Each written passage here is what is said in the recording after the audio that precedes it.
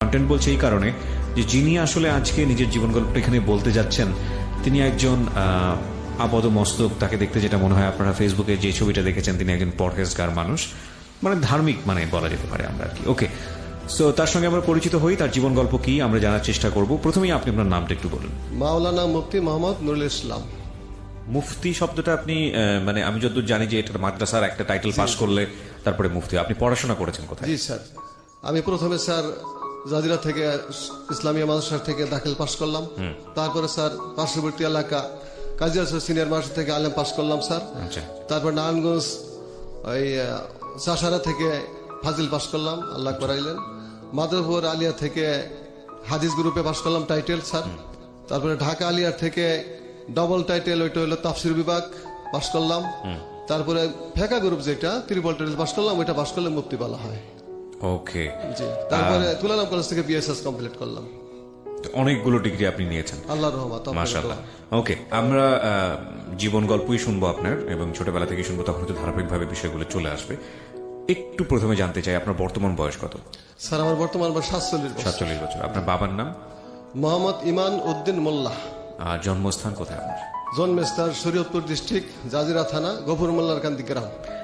আপনি এই অনুষ্ঠানটা শোনেন নিয়মিত?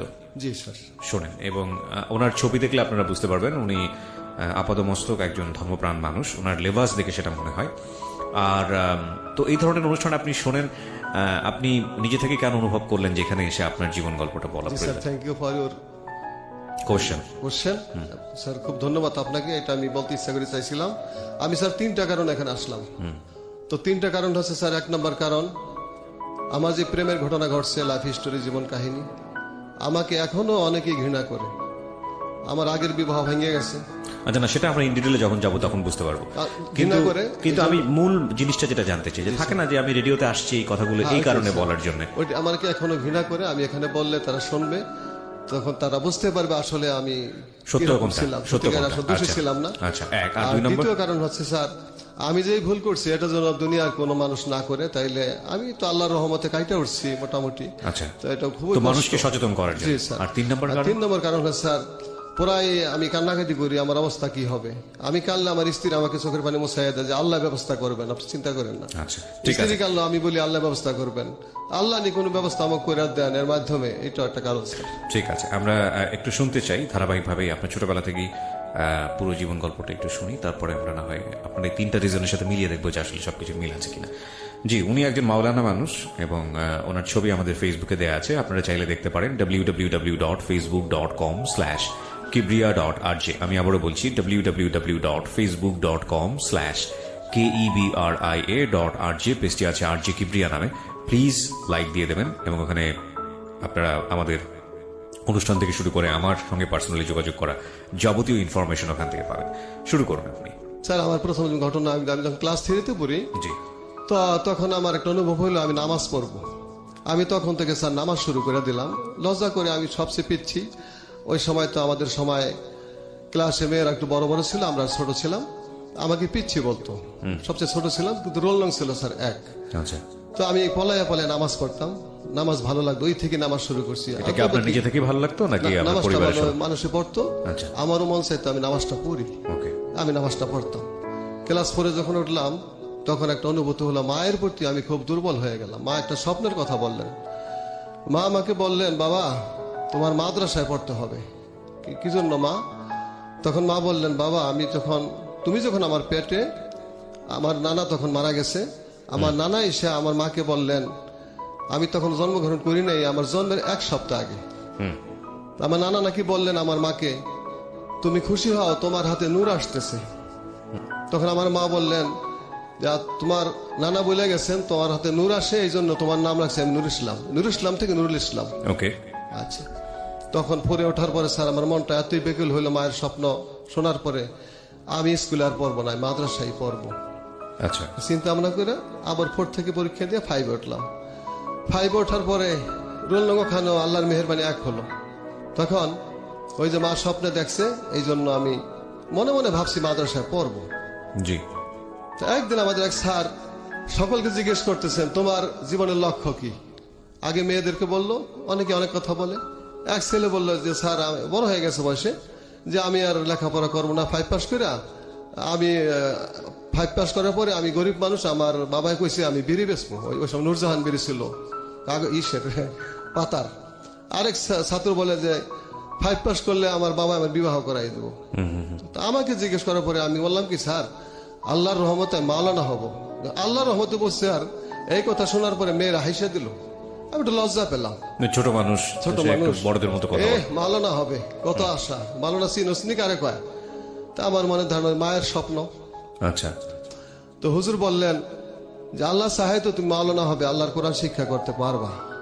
তো এই দুইটা জিনিস হওয়ার পরে আমি খুব হয়ে গেলাম যে আমি মাদ্রাসায় পড়বো। তো মাদ্রাসায় পড়বো, তো আমি বৃত্তি পাইলাম, ইচ্ছা করে মাদ্রাসায় চলে গেলাম। মা বলছেন মাদ্রাসায় যাওয়ার পরে ভালো লেখাপড়ায় ছিলাম, তখন সুস্থ ছিলাম, ক্লাসের মধ্যে ফার্স্ট হইলাম আল্লাহর মেহেরবানি। পুরো মাদ্রাসার মধ্যে দেখা গেল আমি ফার্স্ট। যেমন 5 পাস করে আমাকে ভর্তি করা হয়েছিল 3-তে। আমি তো কিতাব বুঝি না ওই সময় স্যার, আমাকে 3-তে ভর্তি করা হইলো। জি, বাংলা ইংরেজি এই বুঝি, মোটামুটি ওগুলি বুঝি না। তো 3-তে ভর্তি করা হয়েছে, মনটা খুব খারাপ যে নিচের ক্লাসে দিল। তখন আমি খুব ভালোভাবে লেখাপড়া করতে শুরু করে দিলাম। তো লেখাপড়া করে আল্লাহ দয়া করে আমার মুখের দিকে চাইলেন, আমি স্যার ক্লাসে ফার্স্ট হইলাম, মাদ্রাসার মধ্যে ফার্স্ট হইলাম। ওকে, আমাকে 3 থেকে 4 বাদ দিয়ে 5-এ উঠে দেওয়া হলো। মানে ক্লাস প্রমোশন দেওয়া হলো। প্রমোশন, ডাবল প্রমোশন দিল ওই সময় আমাকে। পরবর্তী আরে আবার আমাকে ওই 5 থেকে আবার ওইভাবেই ফার্স্ট হইলাম। আবার 6 বাদ দিয়ে 7-এ উঠে ফেলা হইলো। ওই 2টা ক্লাস স্যার আল্লাহর রহমতে কভার করলাম। কভার করার কারণে যাকলা খুব একটা সুনাম হইল। আমি আমলেও ভালো ছিলাম, ওই সময় থেকে সুন্নত পথে চলতাম। যাই হোক, দাখিল পরীক্ষা আসলো 1984-এ। তো আমার বাড়ি থেকে মাদ্রাসা একটু দূরে, তো এই জন্য জাজিরা বাজার একটু লজিং আমাকে দেওয়া হইলো। আমার একটু সমস্যা, একটু লজিং থাকলাম। তো ইমিডিয়েটলি ওখানে একটা বড় মসজিদ আছে, আমার কণ্ঠ মোটামুটি সবাই পছন্দ করতো। মুয়াজ্জিন রাখার জন্য একটা কথাবার্তা চললো। আচ্ছা, আমি তখন বয়স হবে 14 কি 15, আমার ইন্টারভিউ নেওয়া হইলো। তো ইন্টারভিউ নেওয়ার পরে যাই হোক কয়েকজন ছিল, আমি ফার্স্ট হইলাম আল্লাহর মেহেরবানি। ওকে, মুয়াজ্জিন চাকরি হয়ে গেল। গরিব মানুষের ছেলে, গরিবই ছিলাম মোটামুটি, টাকাটা একটু কাজে লাগলো আমার। বাবা কি করতে আপনার? বাবা হেলথে চাকরি করতেন, পিয়ন ছিলেন। আচ্ছা, তো আমাদেরকে অনেক কষ্ট করে লেখাপড়া করাইছে। জি। আমরা 6 ভাই 1 বোন। জি, মুয়াজ্জিন হলেন, তারপর? মুয়াজ্জিন হইলাম। তো মুয়াজ্জিন ইমাম সাহেবের খাওয়া ঠাকা সব রেডি আছে স্যার, কিন্তু মুয়াজ্জিনের খাওয়া রেডি নেই। তো আমাকে বললো তো তুমি কষ্ট করতে হবে, মুয়াজ্জিন আজানও দিতে হবে, ক্লাসে লেখাপড়াও করতে হবে, একটা লজিনে খাওয়ার ব্যবস্থা করতে হবে। তো ভালো ছাত্র হিসেবে তারা একটু মূল্যায়ন করে একটা লজিন কাছেই দেওয়া হলো। ওখানে বেশি খাটনি খাটাখাটি কিছু নাই। এই সকালে 2-3 জন ব্লাহন পড়াইতাম কোরআন শরীফ সিবারা, রাতে 2-1 জন বাংলা ইংরেজি 2-3 জন ছোট্ট ছোট্ট। জি। তো বড় একটা মেয়ে আছে ক্লাস এই 10-এ পড়ে, শিরিন, সে যে আমার কাছে পড়বে এটা আমি জানি না। তো আপনি তখন কোন ক্লাসে? আমি তখন দাখিল পরীক্ষা দিব স্যার, ওকে, অর্থাৎ মেট্রিক পরীক্ষা দিব। তো মেয়েটা আমার কাছে সকালে পড়তে আসছে। আমি অতই ধার্মিক ছিলাম, ওই সময় মেয়ের দিকে তাকাইতাম না। তো লজিন হয়ে গেছে প্রায় 6 মাস। অদ্যবধি ওর সাথে একটা অন্য কথা বলি না, কোরআন শরীফ পড়া যায়, আমি নাও করি না, পড়া যায়, আমি নিচের দিকে তাকাইয়া পড়া দিই, দেখার চেষ্টা করি না, এইভাবে চলে। কিন্তু মাঝে মাঝে মেয়েটা আমাকে মানে হাইসা হাইসা কিছু কথা বলে যে আমাকে হুজুরে এত অল্প বয়সেই এত সুফি, এইটা সেইটা, কথাও বলেন না, এইরকম কথা বলে। আচ্ছা, ওদিক দিয়ে মুয়াজ্জিন হিসাবে নামাজ পড়াই, আমার পড়াশোনা শোনার পরে সবাই খুশি। এক পর্যায়ে আমাকে বড় জামা গায়ে দিতাম, গোল জামা এ পর্যন্ত স্যার। জি। আমাকে অনেকেই সুফি সাহেব বলে, কেউ কয় পীর সাহেব ঠাট্টা করে, কেউ কয় আল্লাহর ওলি হয়ে গেছে কয়। আমি ওদিকে খেয়াল করি না, আমল করি শুধু আল্লাহর জন্য, ওগুলা বুঝি না স্যার কিছুই। আর মেয়ের যে কি স্পর্শ এটা আমি কিছুই জানি না। কোন মেয়ের সাথে প্রেমের কথা অদ্যবধি হয় নাই ও পর্যন্ত, যখন আমি মেট্রিক পরীক্ষা দেবো আর কি, এসএসসি পরীক্ষা দেবো। হঠাৎ ওর মা, আমার দূরবর্তী ফুফুর সম্পর্ক হয়। তা আমাকে বলল, নুরুল ইসলাম তুমি এখন পোলাফান পড়ার দরকার নাই, তুমি নিজে একটু লেখাপড়া করো, তোমার কয়েকদিন পরে পরীক্ষা। আমি খুব খুশি হইলাম ফুফুর কথায়। আমি এখন আমার লেখাপড়া আমি করি। তো একটা ঘরে সকালবেলা 7টা 7:30টার দিকে আমি পড়তেছি নামাজ পড়ার পরে। ছোট্ট ছোট্ট ছেলে মেয়ে পড়াশোনা করানো লাগে না, ওরও পরীক্ষার সামনে, ওরটা একটু পরে, ও পড়তেছে ওই ঘরে। ওটা মানে শিরিন, হ্যাঁ পড়তেছে। তো আমি কল্পনাও করি না, ওর দিকে আমার খেয়াল নাই কোনো। হঠাৎ করে আমি খেয়াল করতেছি ও ওই ঘরে পরে আমার দিকে বারে বারে তাকায়, কিন্তু আমি ওটা খেয়াল করলাম, চাইলাম না সেরকম আগ্রহ করে। আপনি যে বাড়িতে লজিং থাকতেন ওই লজিং ওই লজিনওয়ালার মেয়ে। জি। তো হঠাৎ করে খেয়াল করলাম ঘর থেকে চেয়ার থেকে উঠা, ডিস্টেন্স বেশি না, একটু আর কি, তা আসলো। আমি পড়তেছি, আমার পিছনে চেয়ারের কিনারে দাঁড়ায়, পিছনে দাঁড়াই রয়েছে। আমি স্যার কিছুই বলি না যে কে কি জন্য আসছেন, আমি আপনি করে কথা বলতাম, সেও আপনি করে কথা বলতো। তা অনেকক্ষণ দাঁড়াই রয়েছে, আমি পড়া পড়তেছি, একটা আবারত আরবির দাখিল পরীক্ষার। তো হঠাৎ করে পিছনে একটু গুনগুন কান্নার শব্দ পাই। তখন আমার হৃদয়ের মধ্যে একটা মসর দিল যে ব্যাপার কি। তখন আমি তো তারপরে কিছু বলি না, আমি খুব ধার্মিক ছিলাম ওই সময়, এখন তো এটা নাই। জি। তো আমাকে হঠাৎ করে বলে, হুজুর আপনি এমন নিষ্ঠুর, করুণ সুরে, গলাটা খুব ভালো ছিল। তো মেয়েদের কথা তো যতই ছবি থাকি, হৃদয় একটু গাঁথলো স্যার। তা আমি চিন্তা করলাম ও কি চায়, কাঁদতেছে। তখন আমি বললাম, কি বলবেন বলেন। আবার বলে, আপনি এমন নিষ্ঠুর, শুনতে চাইলেন না, আমার দিকে চোখ তুলে তাকাইলেন না, আমি কি চাই। তখন আমি বললাম, আপনি কি চান বলেন। বলেন, আমি যা চাই আমাকে দেবেন। আমি কি দেখেন, ইনশাল্লাহ আমি চেষ্টা করবো দেওয়ার জন্য। তখন কয় না, ফট করে আমার হাতটা ধরছে, বলেন যা চাই দিবেন। আমি যেমন আমাকে সাবেক আমল দিলে যেমন ছুটটা যায় স্যার, এমনি ছুটে গেছি। গুণা হবে মনে মনে খেয়াল করি, মুখে বলি না। ছুটটা যাইয়া আমি নিচের দিকে তাকে উঠা মেলা করছি। তখন দিয়ে স্কিপেরা কান্দে, তখন মনটা নরম হয়ে গেল আমার। তা আমি বললাম, আচ্ছা আপনি কি চান বলেন। বলেন আপনি আমাকে দিবেন। বললাম তো আমি চেষ্টা করব। তখন আমি বলার পরে মেয়েটা বলতেছে, বলেন হুজুর আপনি সম্ভব না হইলেও দিবেন। তখন হঠাৎ করে চোখের দিকে কান্না হয়ে শোনার পরে চোখের দিকে তাকাইলাম, তাকাই দেখি ওর চোখে পানি। জি। আজকে দেখলাম এই 6 মাস পরে ওর চেহারা কত সুন্দর, দেখা আমার দিলটা নরম হয়ে গেল। তা আমি ওনার বললাম হঠাৎ করে, ঠিক আছে তুমি যা চাও, আপনার থেকে তুমি বললাম, তুমি যা চাও আমার সম্ভব না হইলেও সম্ভব করে নেব ইনশাআল্লাহ।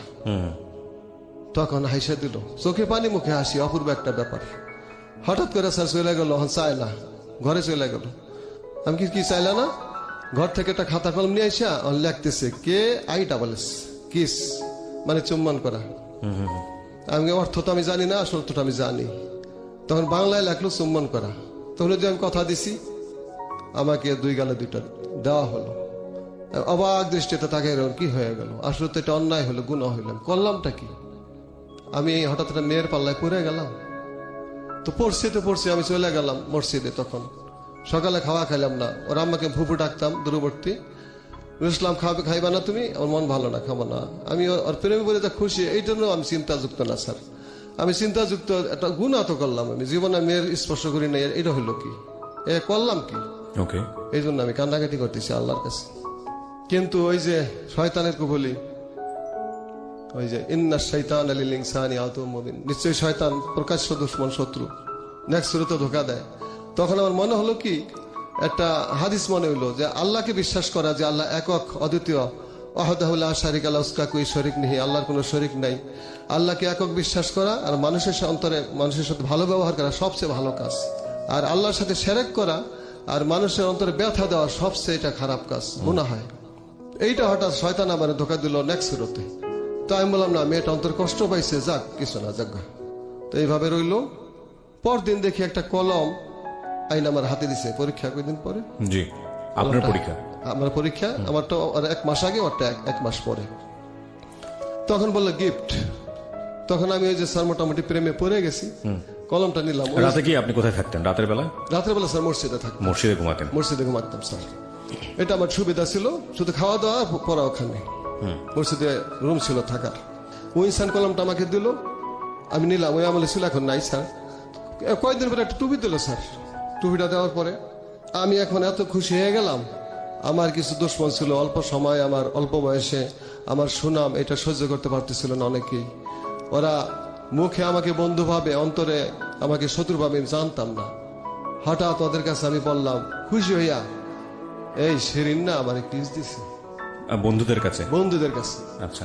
আর আমার এই দেখ, এই কলমটা দিছে আর আমার এই টুপিটা দিছে, খুব সুন্দর ফুল খাটাইয়া। দেখার পরে ওদের মাথা ঘুরে গেল, কিন্তু কিছুই প্রকাশ করলো না। হঠাৎ কয়েকদিন পরে দেখি মাদ্রাসার মধ্যে বিশাল একটা ব্যাপার, সুপারিনটেন্ডেন্ট সাহেব হুজুরকে জানাইবো, তারা এইটাই মনে করছে যে কিস দিতে পারে আর কি না করছে। আসলে আমি ওর শরীরটা একটু হাত স্পর্শ করি নাই স্যার, কিন্তু আমি অবাক হয়ে গেলাম কি ঘটতেছে। হঠাৎ ওইখানে কথা বলে, ওইখানে কথা বলে। তো ওরা আমার কাছে একজন আইসা বলল, 5টা লোক আমার ক্লাসমেটই সবাই, প্রায় একজন না দুজন নিচের ক্লাসে, আইসা বলে তোর বিচার হবে, মেয়ের সাথে তোর সম্পর্ক, তোর শরীয়তের বিচার হবে। আমি তার কাছে ফিরে যাচ্ছি, জি বলুন। তা আমি অবাক হয়ে গেলাম, কি শরীয়তের বিচার হবে? আমি তো অন্যায় করি নাই কোনো, কি হবে বিচার? তো একজনে কয় বিচারটা আমরা করব, নাহলে কিন্তু আমরা সবার কাছে বলে দেব। তো আমি ভয় পেয়ে গেলাম স্যার, যে আমার এত ভালো জানে মানুষে আমাকে সবাই খারাপ মান বলবে। সম্মানের ভয়। আমি তো অন্যায় করি নাই, তো মানুষের মাঝে সরাসরি হবে এই কথাটা, আমি ভয় পেয়ে গেলাম।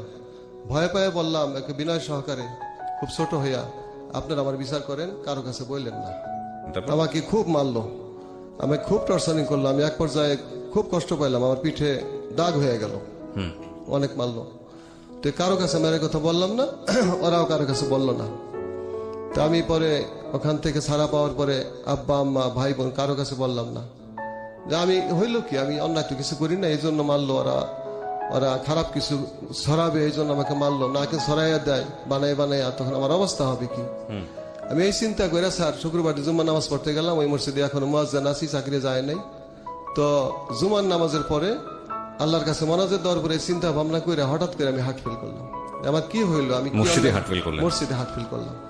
আমার হইলো কি, আমি কি করলাম, আমাকে এমনি মারলো। আর এখন আর দুইটা চিন্তা, একটা হলো ওই কথাটা যদি ওরা বইলা দেয় মানুষের অবস্থা হবে কি, এই জ্ঞানটা আগে ছিল না। আর দ্বিতীয়ত যদি আমাকে মারছে এটা মানুষ জানলে আমার কি বলবে। রাইট, মান সম্মানের ভয়। জি, মান সম্মানে আমি হার্ট ফিল করলাম। হার্ট ফিল করার পরে আমাকে ধরাধরি করে লয়ে গেল, সবাই শত শত লোক জমা হয়ে গেল, নুরুল ইসলাম হার্ট ফিল করছে। কারণটা কি কেউ জানে না, সবাই কেউ কয় ফেরেশতার মতো নানান পদের কথা বলে, ভালো ভালো মানুষ। হ্যাঁ, ভালো মানুষ। কি হইলো কি হইলো, অনেক লোক জমা হয়ে গেছে।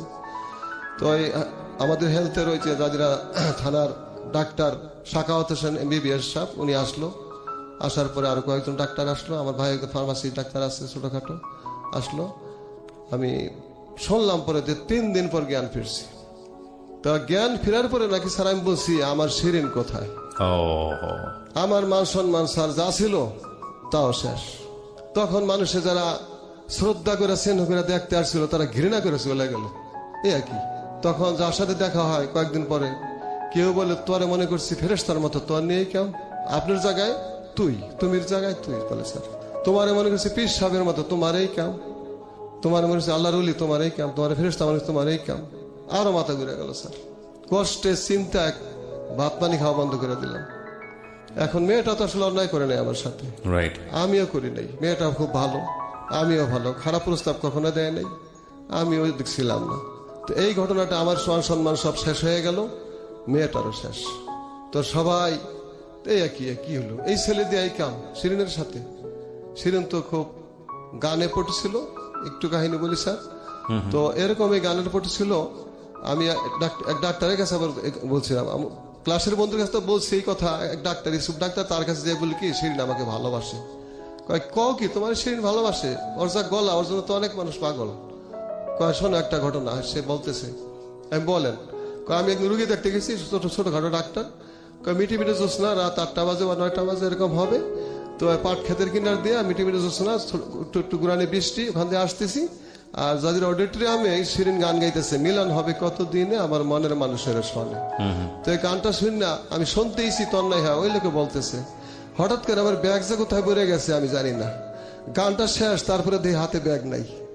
পরে গান শেষ হওয়ার পরে আমি দেখি ব্যাগ নাই, ব্যাগ তালাশ করে পাইছি পিছনে। তা এমন ছিল তার গলা। সে তোমারে ভালোবাসে, সেও খুশি হইলো। পরবর্তী পর্যায়ে শত্রুতা করছে। তখন মেয়েটার মান সম্মান চলে গেল, আমার চলে গেল। তখন ডাক্তার বলল এই মেয়ের সাথে সম্পর্ক, এই জন্যই তার এই অবস্থা হয়েছে, সেন্সলেস হয়েছে সম্পর্ক, তাকে বাঁচাই তৈলে বিবাহ দিতে হবে এর সাথে। প্রস্তাব গেল স্যার, প্রস্তাব দেওয়ার পরে তারা তো আনগ্রান্টেড, যে এই মুহূর্তে বিবাহের সাথে একটা বদনাম সম্ভব না, ডিনাই করে দিল। আমিও পরে না করলাম, না বিবাহ করলে লেখাপড়া নষ্ট হয়ে যাবে আমার, বিবাহ হইল না। তারপরে ও ভালোভাবে পাশ করলো, আমিও পাশ করলাম মোটামুটি ভালোভাবেই। ওই সময় ডিভিশন ছিল, ফার্স্ট ডিভিশন পাইলাম। তো আপনি যে আজান দিতেন, আজানটা ওটাকে তারপরে বলবৎ ছিল? আজান দেওয়াটা বাদ হয়ে গেল, বাদ করে দিয়েছে। আমার চাকরি বাদ, সুনাম সব শেষ, লজিং টজিং সব বাদ। লজিং শেষ। লজিং শেষ হওয়ার কারণে আমার এমন অসুখ হয়ে গেল, ওকে দেখা পাই না, ওকে দেখি না, কথা বলতে পারি না। মোবাইলের যুগ ছিল না স্যার, দেখা পাই না, কথা বলতে পারি না। হঠাৎ করে একদিন আমি কোথায় আছে, ইডেন কলেজে ভর্তি হয়েছে ঢাকা, ওখানে দেখা করতে আসলাম, দেখি আমার সাথে দেখা করে না, পরিবর্তন হয়ে গেছে। ওদের বাসা আমলিগোলা, ওর বোনের বাসা ওখানে থেকে পরে আগে পড়তো, ওখানে গেলাম। তো আমি রাত্রে গেলাম, এশারক্তের সময় কথা বলে না, তখন ওই রাত্রে চলে আসলাম। তখন একটা লজ্জা পাইলাম, দেখি অন্যরকম হয়ে গেছে। তারপরে মোটামুটি ওই লজ্জা সরম, একটা সরম পাইছে। তো তারপরে মোটামুটি আমি ফাজেল পাস করা পর্যন্ত, আর সে ডিগ্রি পাস করার মতো মোটামুটি 6 বছর সম্পর্ক, 4-5 বছর সম্পর্ক ছিল। চিঠিপত্র আমাকে দিত, আচ্ছা, তো আমিও দিতাম, কিন্তু দেখা সাক্ষাৎ হইতো না। মানুষের কাছে চিঠি পাঠাইতো, ডাকযোগে পাঠাইতো। জি। তো আমি এই কষ্ট, ওই সময় একটা সমস্যা হইলো কি স্যার, আমি মানসিকভাবে অসুস্থ হয়ে গেলাম, আর শারীরিকভাবে আমার একটা অসুখ হয়ে গেল। আমার মাথায় ব্যথা হয়ে গেল, যন্ত্রণা হয়ে গেল। আজও স্যার সেই ব্যথাটা আমার আছে, মাথায় যন্ত্রণা। আজও আমি মাসের প্রায় 15 দিন অসুস্থ থাকি। তো যোগাযোগ বন্ধ হওয়ার কারণে এখন চিঠি দেয় না। হঠাৎ করে একদিন দেখা হইলো, তো আমাকে বলতেছে যে আমি তো ইডেন কলেজে পড়ছি, ডিগ্রি কমপ্লিট করলাম, পিএইচডি ডিগ্রি পরে এক ছেলে আমাকে ভালোবাসে। তখন তার কাছে আমি কি, কিছুই না। ও আমাকে ভুলে গেল, অলরেডি আর বিবাহ হয়ে গেল, ও এখন আমেরিকা আছে, আর যোগাযোগ নাই, শেষ। তখন আমার মনে হইলো যে মেয়েদের প্রতি একটা ঘৃণা এসে বললো যে এরা আসলে মানুষ না, আসলে ওরা ভালো মানুষ, অনেক ভালো মানুষ আছে। শ্রোতা মন্দিরের কাছে আমি ক্ষমা চাই, মেয়ে জাত, ওরা মায়ের জাত, তাকে আমি সম্মান করি। তার প্রতি একটা ঘৃণা এসে পড়লো, আমি কোনো মেয়েকে আর ভালোবাসবো না, জানতাম না, ভালোবাসিও নাই কোনোদিন, আর বাসবো না। তো আমি লেখাপড়া করতেছি, তো পারি না লেখাপড়া করতে। আমার মায়ের প্রতি সম্মানে আমার মাথা নিচু হয়ে আসে। আমি প্রত্যেকটা পরীক্ষার আগে মার কাছে দোয়া চাইতাম যে মা, আমার এখন মা নাই, মা মারা গেছে 4 বছর আগে, বাবা মারা গেছে 8 মাস আগে। আমি মার কাছে দোয়া চাইতাম, মা আমি তো লেখাপড়া করতে পারি নাই, আমার জন্য দোয়া করবা মা, তুমি করে কথা বলতাম। মায়ের প্রতি খুব দুর্বল ছিলাম, মার খেদমত জীবন বেড়ে করছি, আল্লাহ করেছে। মা দোয়া করতেন, বাবা তুমি যাও, তোমার আল্লাহ ফাঁস করাইবেন। আজকে মা থাকলে মায়ের দোয়া নিয়ে এখানে আসতো। এরকম ভাবে আল্লাহর রহমত, মায়ের দয়, বাবার দয়, আল্লাহ প্রত্যেকটা ক্লাসে পাস করাইলো। তো আর কোরমান নাই, দাখিলটা মেট্রিক, আলেম পাস, ওইটা করলাম, আইএ পাস, হাজাল তাজা ডিগ্রি, কামেলটা হাদিস বিভাগে ওইটা এমএর কোর্স, মাস্টার্স, ওটা পাস করে আমার এই হলো আমি মা বাবার খেদমত করবো। খেদমত করার জন্য একটা মসজিদে চাকরি করব। আমি খুব ভালোবাসতাম, ইমামতি চাকরি ভালোবাসতাম। তো বিক্রমপুর যে একটা মসজিদে ইন্টারভিউ দিলাম, চাকরি হয়ে গেল। চাকরি হওয়ার পর ওখানে প্রায় 5 বছর চাকরি করতেছি। তো আমার একটি হলো, কাউকে ভালোবাসবো না, আমি সুন্দরী একটা মেয়ে দেখে আমার বাপ মার কথা মতো বিবাহ করব। ওইখানে আরেক ভুল হয়ে গেল। আমার মা বাবা ভালো ভালো মেয়ে দেখে আমার জন্য, অনেক প্রপোজাল আসছে, ভালো ভালো মেয়ে। ওদিক দিয়ে মসজিদে চাকরি করি, মসজিদের মতো আল্লি সাহেবের মেয়ে আমাকে দেওয়ার জন্য অস্থির। মেয়েটা কোনো দিক দিয়ে সামঞ্জস্যপূর্ণ না, আমি লেখাপড়া খুব কম, মাত্র 8-এ উঠছে, ছোট্ট মেয়ে, বিবাহ তারা দিবে এটা আমি জানতাম না, আর মেয়েটিকে আমি তাকাইতাম না। হঠাৎ করে তারা, আমি কোনো বাড়িতে থাকি না, মসজিদেই থাকি, তো কোনো ভালো খাবার হইলে আমাকে পাঠিয়ে দেয়। জি। 1 গ্লাস দুধ, শরবত, এটা সেটা অরে দিয়া পাঠিয়ে দেয়। তো আমিও খাই। এইভাবে কি দিয়া কি করছে জানি না, প্রায় এইভাবে 1 বছর চলে। চলার পরে স্যার ওই মেয়ের প্রস্তাব তারা দেয় এক লোকের মারফত যে আমার মেয়েকে হুজুরের কাছে বিবাহ দিতে চাই। তো আমি এক পর্যায়ে বলে ফেললাম, ওই মেয়ে আমি বিবাহ করবো, ওরে আমি তো চাকরি নিয়েও রাখি না, আল্লাহ মাফ করুক। হয়তো এই কথাটা আল্লাহ বেজার হয়ে গেছে, চাকরি নিয়ে রাখস না, আমি আল্লাহ দেখাই দেব। শেষে এমন হলো, কি দিয়ে কি করছে জানি না, ক্ষতিকারক কিছু নষ্ট থাকতে পারে, উপরি কালাম টালাম করে এমন হয়ে গেল। কত ভালো ভালো মেয়ে দেখায়, আমি মত না, আমি রাজি না। ওই মেয়ে বিবাহ করার জন্য আমি বাড়িতে এসে নিজে বললাম, আমার বাবার কাছে, মায়ের কাছে বললাম, মায়ে বললো বাবার কাছে। তখন বাবা দেখে আসলেন, বাবার কারো পছন্দ হয় না মেয়ে, ওর জন্য এত ভালো প্রস্তাব, এই মেয়ে বিবাহ করবে। তখন আমার কথা সবাই রাখতো, জানে যে মোটামুটি সব দিতে আর ভালো জানে সবাই, আমার কথা ফালায় না। তখন আমাকে শাসন যদি করা হয়, আমাকে মার দেওয়া হয়, আমি কিন্তু ফিরা যাই। আমার কথা রাইখা বাবা কি করলেন, আল্লাহ ব্যস্ত নসিব করে আমার আব্বা আম্মাকে, আমার কথা রাইখা তারা বিবাহে রাজি হয়ে গেল। বিবাহের দিন ঘনায় আসলো, আমি শুধু শুধু আফসোস করি, আর মানে কি যে একটা অনুভব হয়ে গেল, ভাষায় প্রকাশ করতে পারবো না স্যার আপনার সামনে। আমি পাগলের মতো হয়ে গেলাম যে আমি কি বিবাহ করতেছি, বলতেও পারি না, বিবাহ করবো এটাও মানে নিতে পারি না। যথাসময় দিন গড়ায় আসলো, তার একটা টলার নিয়ে বিক্রমপুর থেকে, বিক্রমপুরা মেয়ে, তারা প্রায় 70 জন লোক আসলো আমাদের বাড়িতে। তখন বিবাহের মজলিসে বসে আমাদের কাছারি ঘরে। তো আমার মন তখনও খারাপ। কাজী সাহেব বলতেছে বিবাহের জন্য আমাকে বলতে কবুল বলেন। আমি মাথা টুপিটা ওইখানে ফালাই দিয়া আস্তে থুইয়া ওই মসজিদে যাই বই নিলাম, আমি এই বিবাহ করবো না। তখনও ফিরে গেল, আমাকে বিপদে পায় না। আবার সবাই বুঝে শুনে, তো তারা যারা বিবাহ দেওয়ার জন্য আমাদের বাড়িতে গেছেন বরযাত্রী, তারা যদি রাগ করে উঠাইসে পড়ে যে আমাদের অপমান করা করলো বর, আমরা এর কাছে মেয়ে বিবাহ দিব না, তাইলে কিন্তু ঘটনা ঘটে না, পারবে যে তারাও উঠলো না। আপনি তো রাজি ছিলেন, আপনার ভিতরে হঠাৎ করে আবার এই ধরনের আসলো কেন? সেইটাই প্রশ্ন, যে ওই যে বললাম কি দেয়া কি করলো বলতে পারি না। ঠিক আছে, হঠাৎ করে এক পর্যায়ে মনে হচ্ছিল যে আপনি বিয়ে করবেন না প্রথম দিকে, তারপরে আবার রাজি হলেন নিজে নিজেই, জি স্যার। তারপরে আবার মনে হচ্ছে যে না বিয়েটা করা ঠিক হচ্ছে না, এরকম একটা দোনমন অবস্থায় ছিল। জি স্যার, মানসিক। ওকে, তারপর আমাকে বুঝে শুনে আনা হলো, এক পর্যায়ে বিবাহ হয়ে গেল। বিয়ে আপনার বাড়িতে? আমার বাড়িতে। আপনার বাড়িতে কেন হবে? বিয়ে হলো তো মেয়ের বাড়িতে হওয়ার কথা। আমাদের দেশে কাবিনটা এই ছেলের বাড়িতে হয়, অনুমতি নিয়ে আসে। ও আচ্ছা, ঠিক আছে, ইন্টারেস্টিং। তারপর? হ্যাঁ, অনুমতি নিয়ে আসছে মেয়ের বাবা বিবাহ দিল। তো সাথে সাথে বর নিয়ে যায় শ্বশুরের সাথে বা লোকের সাথে শ্বশুর বাড়িতে। আমাকে নেওয়ার জন্য বলল, আমি গেলাম না, মনে খাটে নাই বউ, তখন আমি গেলাম না। সেই জায়গায় গেছি প্রায় 1 মাস পরে, মানুষের বলাতে না যেতে পারলাম না, কিন্তু আমার মনে অশান্তি। যাই হোক, ভাগ্যের লেখা খণ্ডে না স্যার, এরম করতে করতে 2টা মেয়ে আমার হয়ে গেল। প্রথম মেয়ে সুমাইয়া, 1 বছর পরে আরেক মেয়ে হয়ে গেল মরিয়ম। জি, তো সংসার জীবন কেমন ছিল? সংসার জীবন খুবই অশান্তি ছিল। ওরে ভালোবাসতেও পারতাম না, আবার ভুলতেও পারতাম না। আবার এরকম ভালোবাসা না দেওয়াতে ওরাও আমাকে ভালো জানতো না, ওরা আমাকে জামাই হিসাবে ভালো জানতো না, মানিয়ে নিতে পারতো না। এইভাবে মেয়েটার বয়স, বড় মেয়ের বয়স যখন 7 বছর, 1 বছরের ছোট মেয়ের বয়স 6 বছর, স্ত্রীটাও নার্ভাস হয়ে গেছে, আমি ভালো ব্যবহার করি না। হঠাৎ একদিন, তারও দোষ ছিল না, সে আমার ভাত খাওয়ার জন্যই চেষ্টা করছে।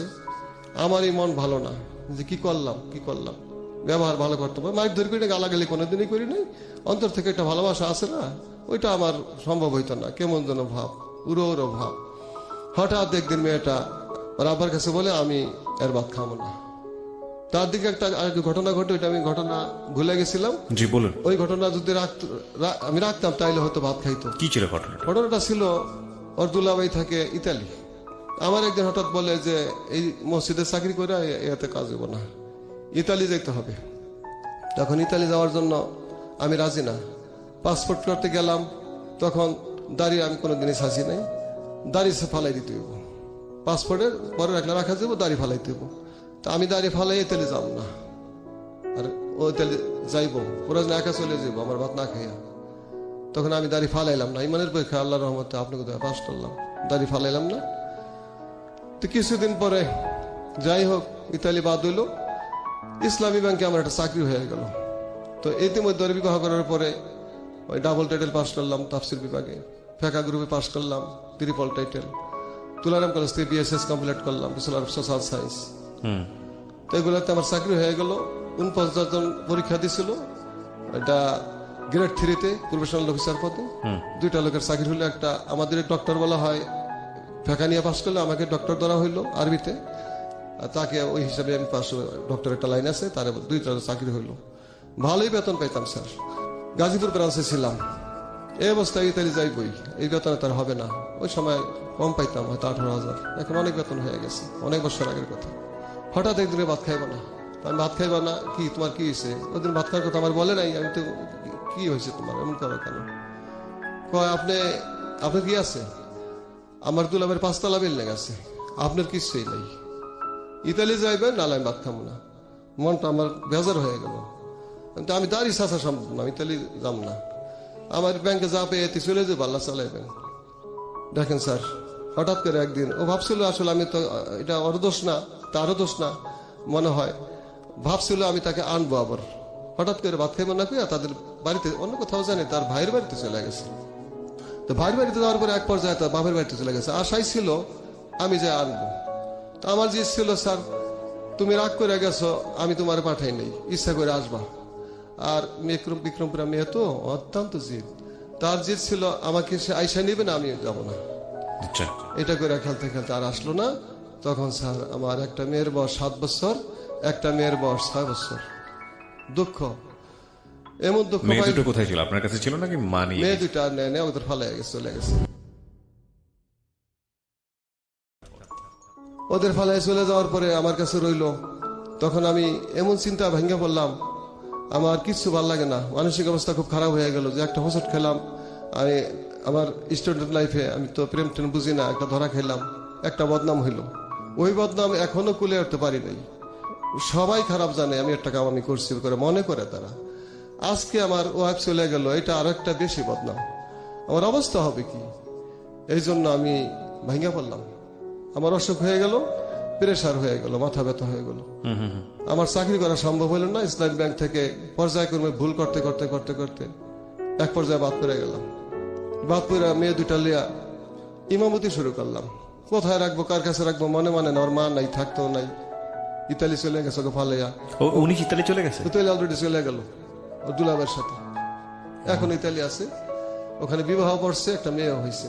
আমাকে ফোর্স লেটার পাঠিয়ে দিছে। আগাই আমরা সামনের দিকে। তো মেয়েটাকে নিয়ে কি করলেন আপনি? মেয়ে দুটোকে নিয়ে? মেয়ে দুটো নিয়ে স্যার যে কি কষ্ট করলাম, ওদের নিয়ে ইমামতি শুরু করলাম। তো একজনের ভাতই তো দেয়, যাদের দয়া হয় যে হুজুর দুটো মেয়ে নিয়ে আসে। মেয়ে একটা 7 বছর 6 বছর আমার কাছে থাকে। তো যার দয়া হয় একটু ভাত বাড়াইয়া দেয়, আর যেই না করে ওই একজনেরই দেয়। আমি না খাই, আবার খাওয়াই, আবার চাইয়া খাওয়াই না। আমার দুটো মেয়ে আছে, কিছু দেয়। এমনি মানুষের অবস্থা ভালো না, খুবই খারাপ। আমি সরি ইন্টারাপ্ট করছি, আমি অনেকক্ষণ ধরে শুনছিলাম। এই জায়গাটা আমার একটু কিছু বলার আছে। প্রথমত হচ্ছে যে এটা আমার একদম ব্যক্তিগত অভিমত, এবং এটা শুধু ব্যক্তিগত না, যেহেতু আমরা ধর্মপ্রাণ সবাই, আমরা জানি যে এটা অনেকেরই মতামত। তবে এটা ঠিক যে আমরা এক্সারসাইজ করি না বিষয়টা। সেটা হলো, আমি ঢাকা শহরের অনেক বড় বড় মসজিদে নামাজ পড়েছি। আমি সেখানে দেখেছি যারা ইমাম, তাদের যে আলাদা মর্যাদা, সেটা নিঃসন্দেহে প্রশংসা করার মতো। কিন্তু এটাও ঠিক যে আমি যেহেতু গ্রামে বড় হয়েছি, আমি গ্রাম কিংবা উপজেলা শহর সেই সব জায়গাতে অনেক মসজিদেই নামাজ পড়েছি, বিশেষ করে শুক্রবারের নামাজে। পরে দেখবেন যে ইমাম খুতবা দেন বা খুতবার আগে যিনি যে বয়ানটা দেন, তারপরে ইমামের হয়ে কেউ, মানে যখন আমাদের ওই যে অর্থ কালেকশনের জন্য যেই ডিব্বাগুলো ছাড়া হয়, তার আগে কেউ কেউ উঠেন মসজিদ কমিটির পক্ষ থেকে, উঠে কিছু কথা বলেন। এবং এটা ইমাম বলতে পারেন না, কারণ ইমামের পক্ষ হয়ে তিনি বলেন।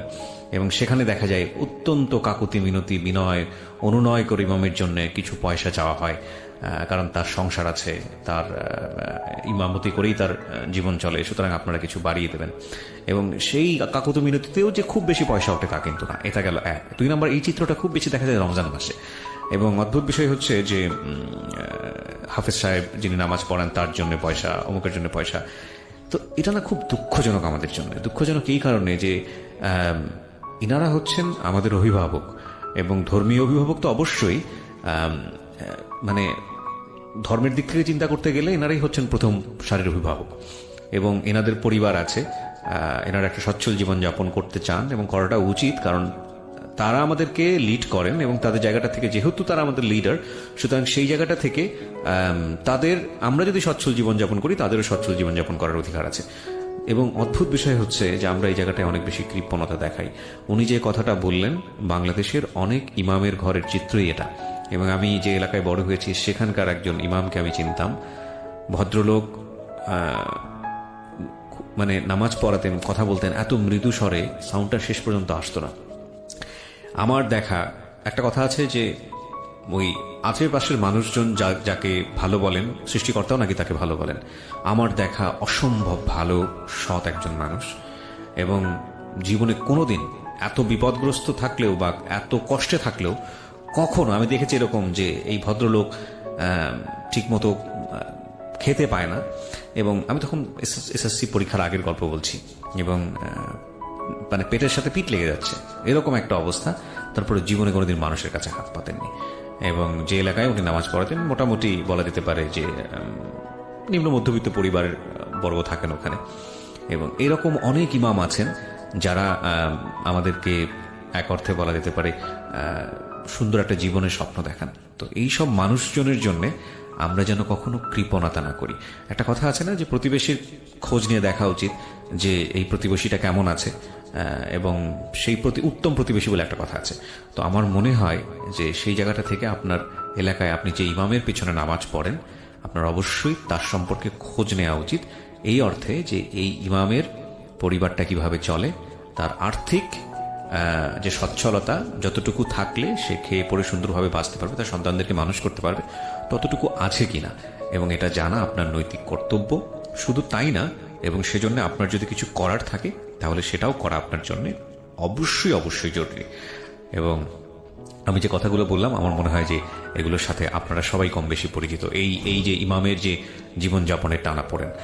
জি, আপনার গল্পে আমি ফিরে যাই। আমি একটু সময় বেশি নিলাম, হয়তো এতে অনেকেরই বোধোদয় হবে আর কি। আপনার কথা শুনে মনে পড়লো। জি, তো একটু যদি ভাত বেশি দিত সেখান থেকে আসি। হ্যাঁ, এইভাবে চলতে লাগলো। লজের সময় আমার চলে গেছে যে আমার মেয়ে তো এটা না খেয়ে থাকে, সমস্যা। যারা ইচ্ছা করে দেয় ভালো। তো আরেকটা করুন শব্দ হইলো, কাহিনী হইলো, স্যার আমি ওরা আমার সাথেই থাকতো। রাতে কোথায় দেবো মেয়ে দুইটারে, আমার সাথেই থাকতো। তো অনেক জায়গায় ওয়াজ করতে তো দাওয়াত পাইতাম না, তো ছোটখাটো পাইতাম, ওয়াজ শুনতেই যাইতাম। ওয়াজ মাহফিলের আমি চলে যেতাম, এটা আমার ছিল আর কি। দুইটা মেয়েরে তালা মাইরা রাইখা আমি চলে যেতাম। কোন আইসা দেখতাম মেয়ে দুইটা কাঁদতেছে, ভয়ে কাঁদতেছে, আব্বা আব্বা আব্বা করে। আবার কোন আইসা দেখতাম মেয়ে দুইটা প্রস্রাব পায়খানা করে দিয়েছে, আইসা পরিষ্কার করতাম। তো হঠাৎ করে ওরা আমি না থাকলে ওদেরকে দেখাশোনা করতো। পাশের বাড়ি একটা মেয়ে ভাত খাওয়াইতো, নিয়া যত্ন করতো। আবার ওই মেয়েটা এক বাপের এক মেয়ে, ওর সন্তান নেই, মেয়েটা পালতো, পালকীয় মেয়ে। মেয়েটা খুব ভালো ছিল, ভাত খাওয়াইতো নিয়া। ওরা তো ছোট, ওরা মায়ের আদর পায় নাই, মনে নেই। তো আদর করাতে ওরা হঠাৎ করে ওই মেয়েটারে মা বলে ডাক দিছে। তো ডাক দেওয়ার কারণে হুজুরের মেয়ে মা কইল কে, আসলে আমি জানিও না। হুজুরের মেয়ে মা বললো কেন, কোনো ফ্যাক্ট আছে, এই হুজুরে রাখা হবে না। আমার চাকরিটা চলে গেল। তখন মেয়েটা করলো না, হুজুরের দোষ না, হুজুর আমাকে কোনো দিনে কিছু বলে নাই। হুজুরকে রাখাবে না মানে হুজুরের ইমামতি, চাকরি শেষ। হুজুরের মেয়েকে মা বললো কারণ হুজুরের নাকি তাইলে আর কি বিবাহ করবে, হয়তো হুজুরের সাথে তার কোনো সম্পর্ক আছে। তুমি এটা বললো হুজুরে আমার কোনো দিন কোনো কথা বলে নাই, আমি এটা ভালো লাগে আমি ওকে খাওয়াই। আর ওরা ছোট্ট মানুষ, ভুলে হয়তো মা বলছে আমার। Most tragic story ever. বলেন তারপর। আমার চাকরিটা চলে গেল। চলে যাওয়ার পরে দুজন কই যাবো, তখন মেয়েরা রাস্তা দিয়া বিকেল হয়ে গেছে। দোনো মেয়ে আমার জিজ্ঞাবা, আব্বা আমার কি আমাকে বেড়ারে খেদাই দিছে?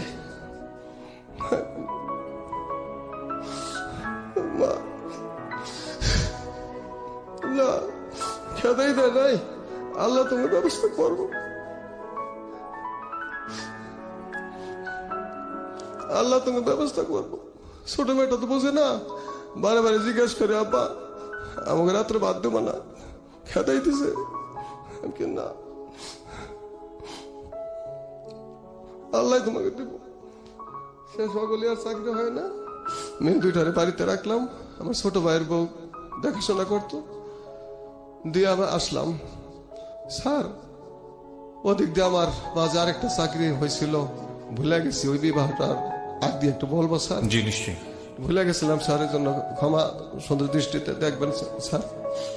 যখন আমি ওখানে চাকরি করি, মেয়েটা দেওয়ার ইচ্ছা করে, যে মেয়েটা দুটা মেয়ে রেখে চলে গেল আমার, যেই ওই যে ওর মা।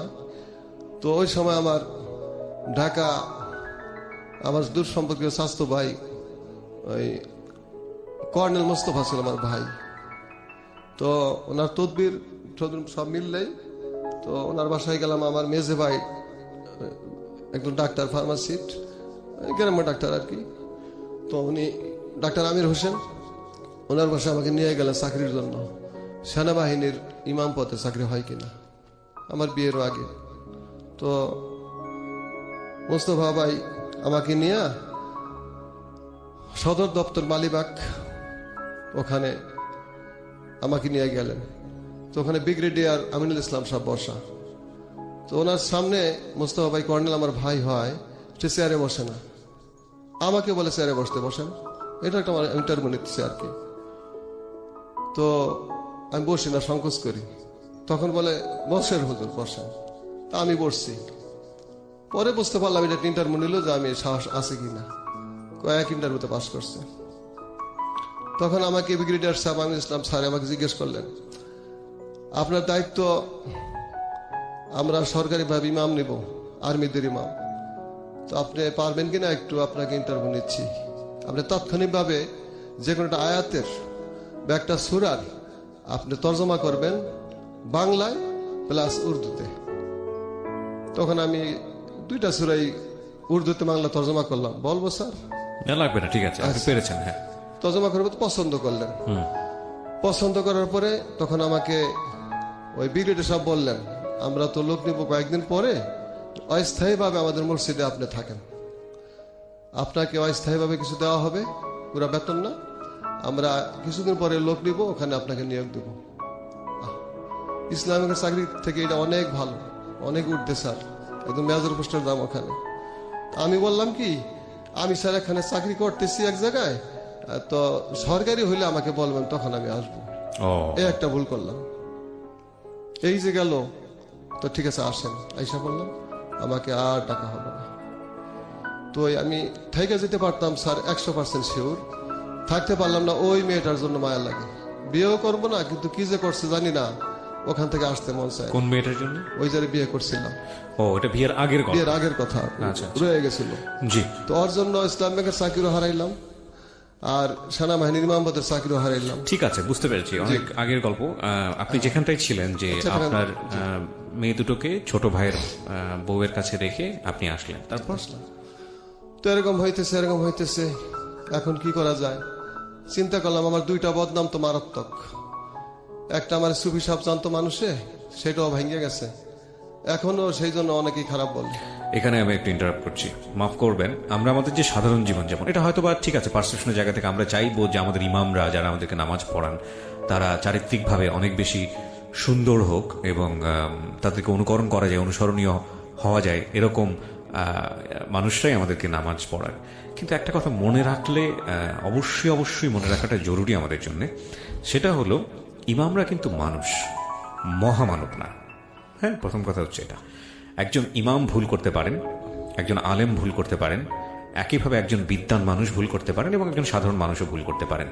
কারণ সৃষ্টিকর্তা তাদের মধ্যে এমন কোনো বিশেষ ক্ষমতা দেননি বা বিশেষ ক্ষমতার অধিকারী করেননি যে তারা সাধারণ মানুষের চাইতে একটু বিশেষ ধরনের মানুষ হবেন।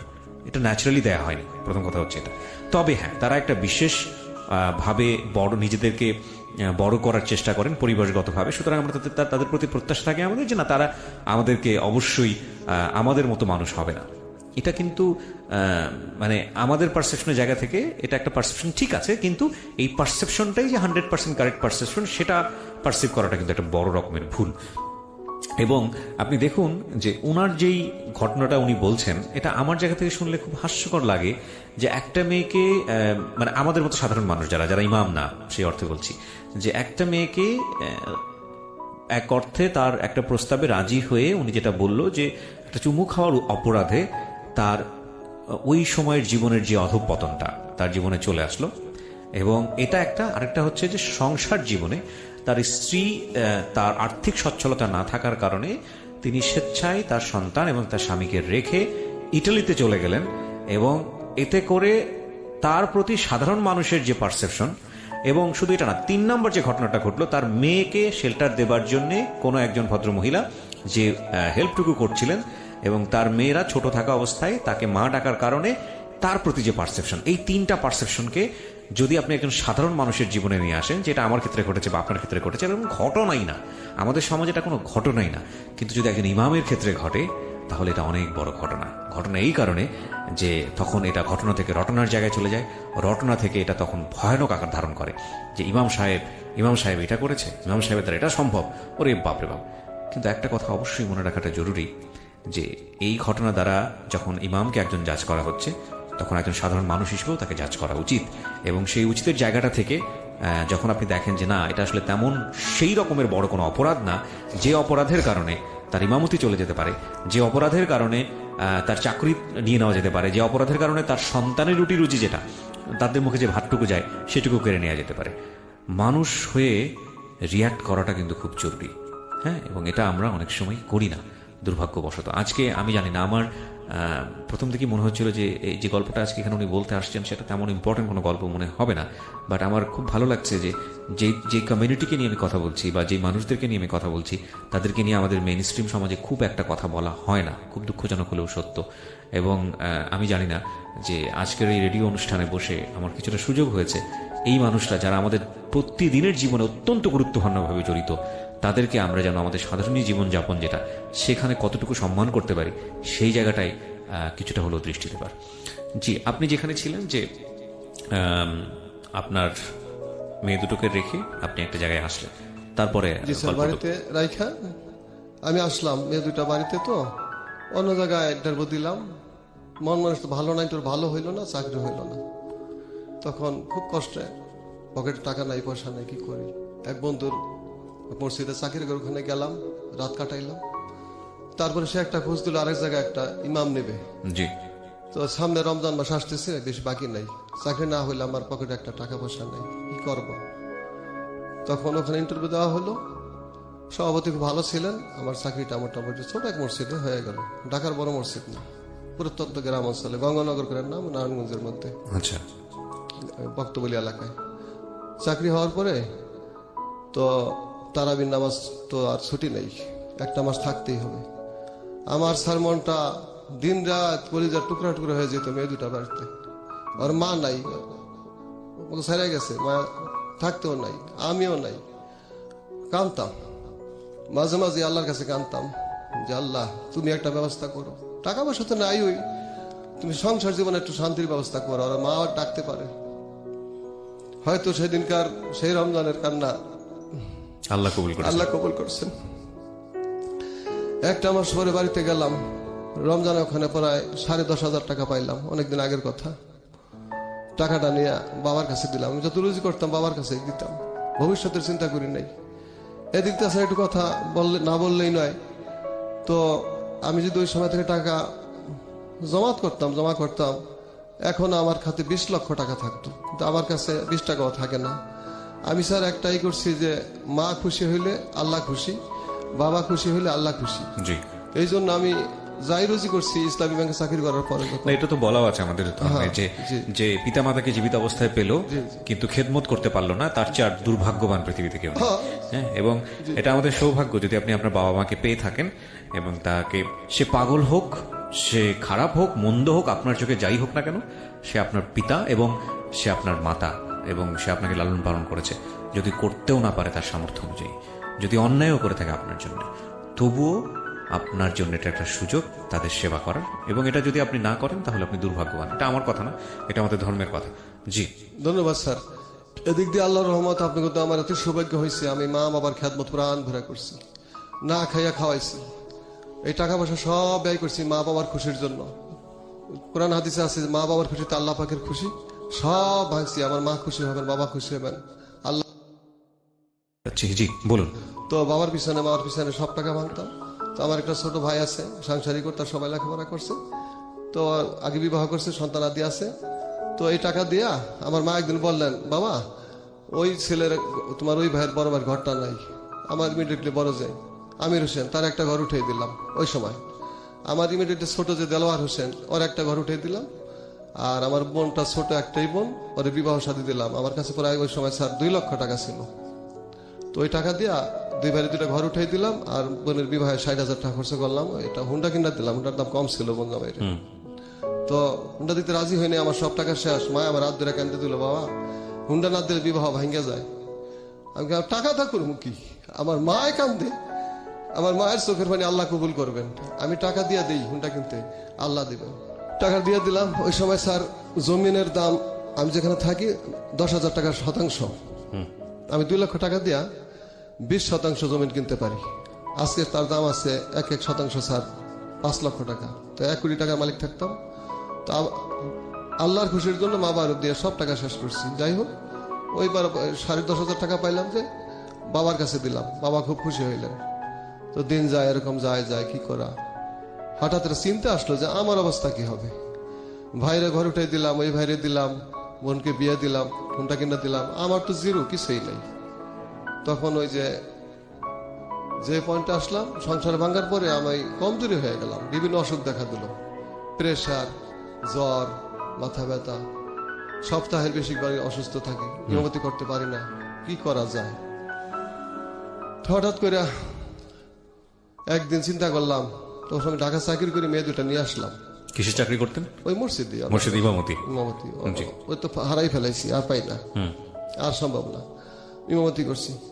তো হঠাৎ রমজানের পরে আমার খেয়াল হলো, এবার ফেতরার টাকাটা লাখুল একটা জায়গার নাম আছে জাজিরার পার্শ্ববর্তী, আমার এক দূরবর্তী আত্মীয় হয়, তাকে ফেতরার টাকাটা দেব।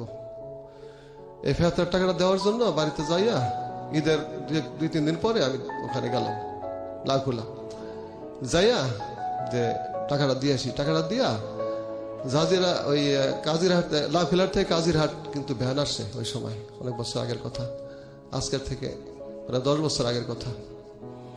তো ভ্যান আসে, ভ্যানে 10 টাকা করে নেয়, তো একজন নিয়ে ছাড়ে না। তো আমি জাজিরা দিয়ে আসলে আইসা পড়তে পারি, আমি আসবো কাজিরহাট দিয়া।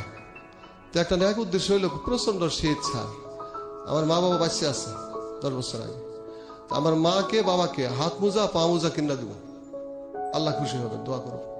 আমার সংসার নাই, সব শেষ, তারপরে মা বাবার খেদমত ছাড়ি না, যেখানে একটু পাই আমার মা বাবার খেদমত করি, আর দোয়া চাই, মা দোয়া করবো আমার, আল্লাহ দেন, আল্লাহ দেবো। মায়ের কথা আমি কোথায় ঠান্ডা হয়ে যেত, আমার মায় কইছে আল্লাহ দেবো। যাই হোক, তো মাকে বাবাকে মোজা কিনা দেবো, প্রচন্ড শীত। মোজা কেনার জন্য স্যার আমার আসতে হবে কাজিরহাট। জি। তো এই দাঁড়াই রয়েছি, ভ্যান পাই না, একা আমাকে নিয়ে ছাড়ে না, 20 টাকা দিয়ে দেবো, সমস্যা, একাও ছাড়ে না।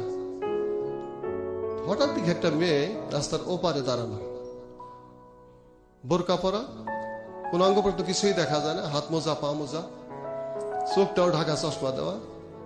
তো আমার মনের মধ্যে কিছুই না, একজন পেশেন্টারের জন্য ইতস্তত করতেছি, বেনালাও পায় না, আর আমিও যাইতে পারি না, কাজিরহাটে আসতে পারি না। মেয়েটাও কাজিরহাটে আইসা বাসে ওইটা ঢাকা আসবে, মেয়েটা ঢাকা লেখাপড়া করে মাদ্রাসা, মেয়েটাও উঠতে চাইতেছে, কিন্তু আমি পুরুষ মানুষ, হুজুর মানুষ, এই জন্য ওঠে না। আমি তো এক ধারে বসে, আরেক ধারে জায়গা রয়েছে, মাজদা 2 হাত ফাঁক থাকবে। মেয়েটা উঠতে চায়, আবার চায় না। এখন ভ্যানালায় বলতেছে যাবে না পা, কিন্তু ইতস্তত করতেছে, বুঝতে পারি আমি হুজুর। তখন আমি বললাম কি, ফ্রি মাইন্ডে আসে না পা, আসেন, মা বোন সবারই আছে। তো একথা বলার পরে মেয়েটা উঠলো, আমি ডান পাশে, মেয়েটা বাম পাশে, ওইটা ছাড়তেছে। সে 10 টাকা দিবে, আমি 10 টাকা দেবো, মোটামুটি ভ্যানালার পোষাই গেল। অর্ধেক রাস্তা আসছে, আমি চুপচাপ, সবসময় আল্লাহ নাম মুখে রাখি, রোজুর সাথেই থাকি, এখন সে রোজু করে আসছে। যাই হোক, তো মেয়েটা হঠাৎ আমাকে বলে, আপনি কি মুফতি? আমি জি, আল্লাহর রহমতে আমি মুফতি, মাওলানা মুফতি, একটা মাসলা বলবেন? সে জানে মুফতি সাহেবরা মাসলা মাসাইল মোটামুটি, একটা মাসলা জিজ্ঞেস করলাম, উত্তর দিয়ে দিলাম।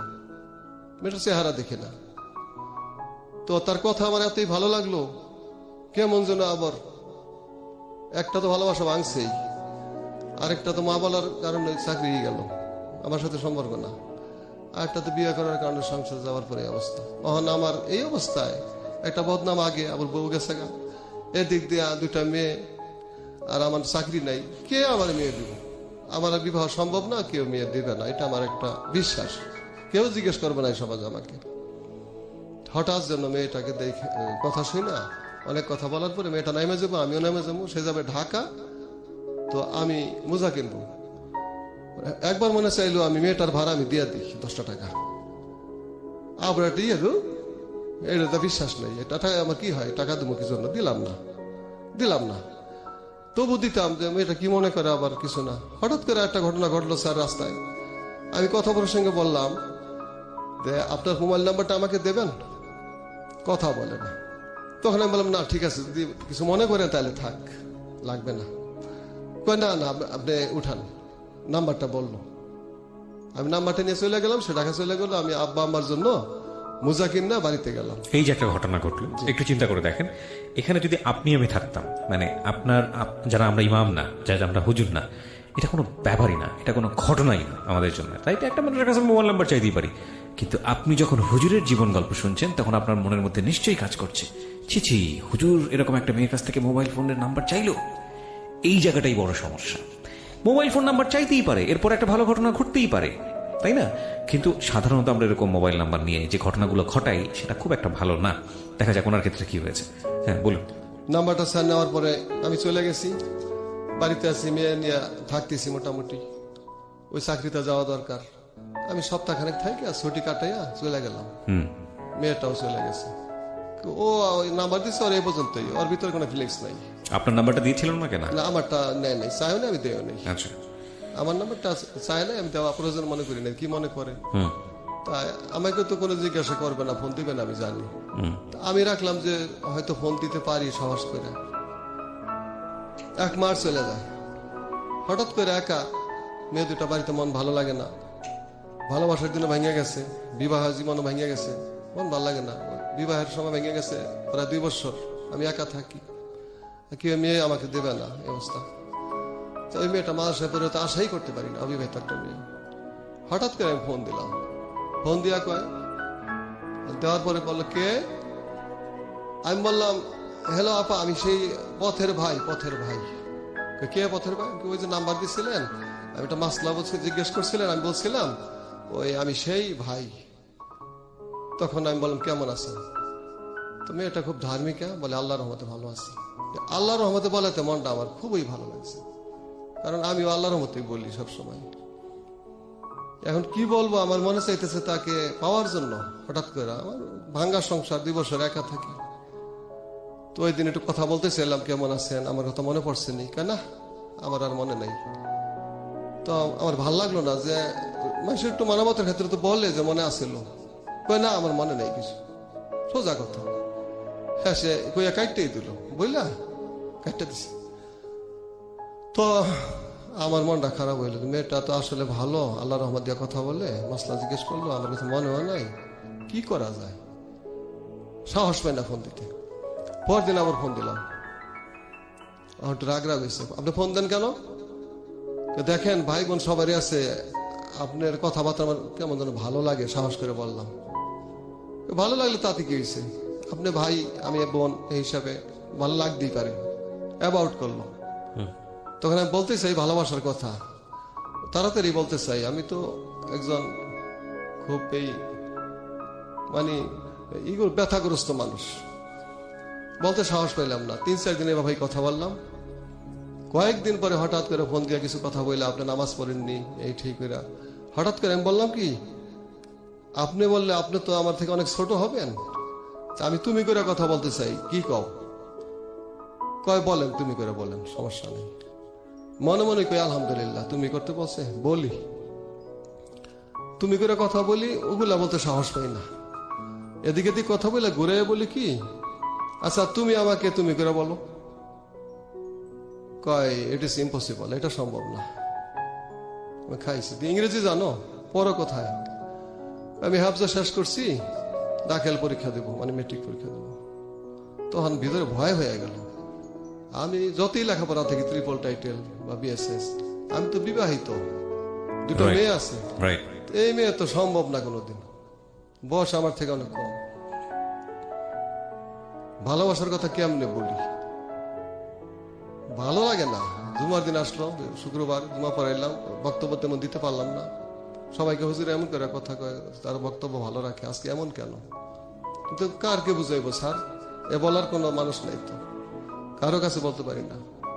শনিবার দিন অনেক কষ্ট করে কাটে, আর রাত 10টার দিকে ফোন দিলাম। তখন মেয়ে কথা মনে কষ্ট, ওরা কেমন আছে, বড় মেয়ে সুমাইয়া, ছোটলা মরিয়ম। ফোন দিছি, অন্তে ফোন ধরে না। কয়েকবার দেওয়ার পরে ধরছে, আপনি আমাকে ডিস্টার্ব করলেন, আমি ঘুমে আছি। তখন অনেক কথা বলার পরে, দেখো আমার তো ঘুম আসে না। তখন বলে, আপনি কি বলতে চান? আমি অত কিছু বুঝি না, আমি তোমাকে ভালোবাসি। আপনি বললেন? আমি ঠাস করে বলে ফেলে যাও, কথা বলে না। ফোন কাটা দিছি, আবার দিছি, কাটা দেয়, আবার দিছি, কাটা দেয়। রাত্রি ঘুম হইল না, কি করি? এই আর মন যায় মেয়েটা সম্পর্কে জানতেন আপনি, মানে কোথায় থাকে, কি করে, ওর পরিবার সম্পর্কে জেনেছেন? ডিটেলস ঠিকানা এটা আগে বের করে কথাবার্তা হয়েছে? ওকে। ওই লাখ হলেই তাদের বাড়ি। এবং এটা কি মানে আপনি যে তাকে প্রপোজটা করলেন, একটা বিশাল বয়সের গ্যাপ ছিল, অবশ্যই অনেক বড় গ্যাপ, এবং আপনার সম্পর্কে সে কি জানতো যে আপনার দুটো মেয়ে আছে, এর আগে একটা বিয়ে হয়েছে? কিছুই জানে না? বিয়ে করছি, মেয়ে আছে, কিছুই জানে না। ওকে। হঠাৎ মেসেজ পাঠাইলাম, মেসেজ কিছু কথা লেখলাম, ওইটা পুরা কিছুটা নর্মালে আসলো। ফোন দিলাম, মতো ধরলো, তখন ফোনে বলে যে দেখেন এটা তো আমাকে অনেক ছিল অফার দিছে পর্যন্ত, মেয়ে খুব সুন্দরী এবং খুব ভালো, খুব ন্যাক্কারিনী, তো আমাকে অনেক ছিল অফার দিছে, আমি অ্যাভয়েড করছি, আমি এটা করবো না কোনোদিন। আমার আব্বা আমা যেখানে আমাকে দেন ওখানেই যাবো, লুলা একটা ছিল হোক। তখন আমার মধ্যে এই ফিলিংস কাজ করলো, স্যার মেয়েটা তো আসলেই ভালো, হায় হায় রে, আর আমি কি করলাম?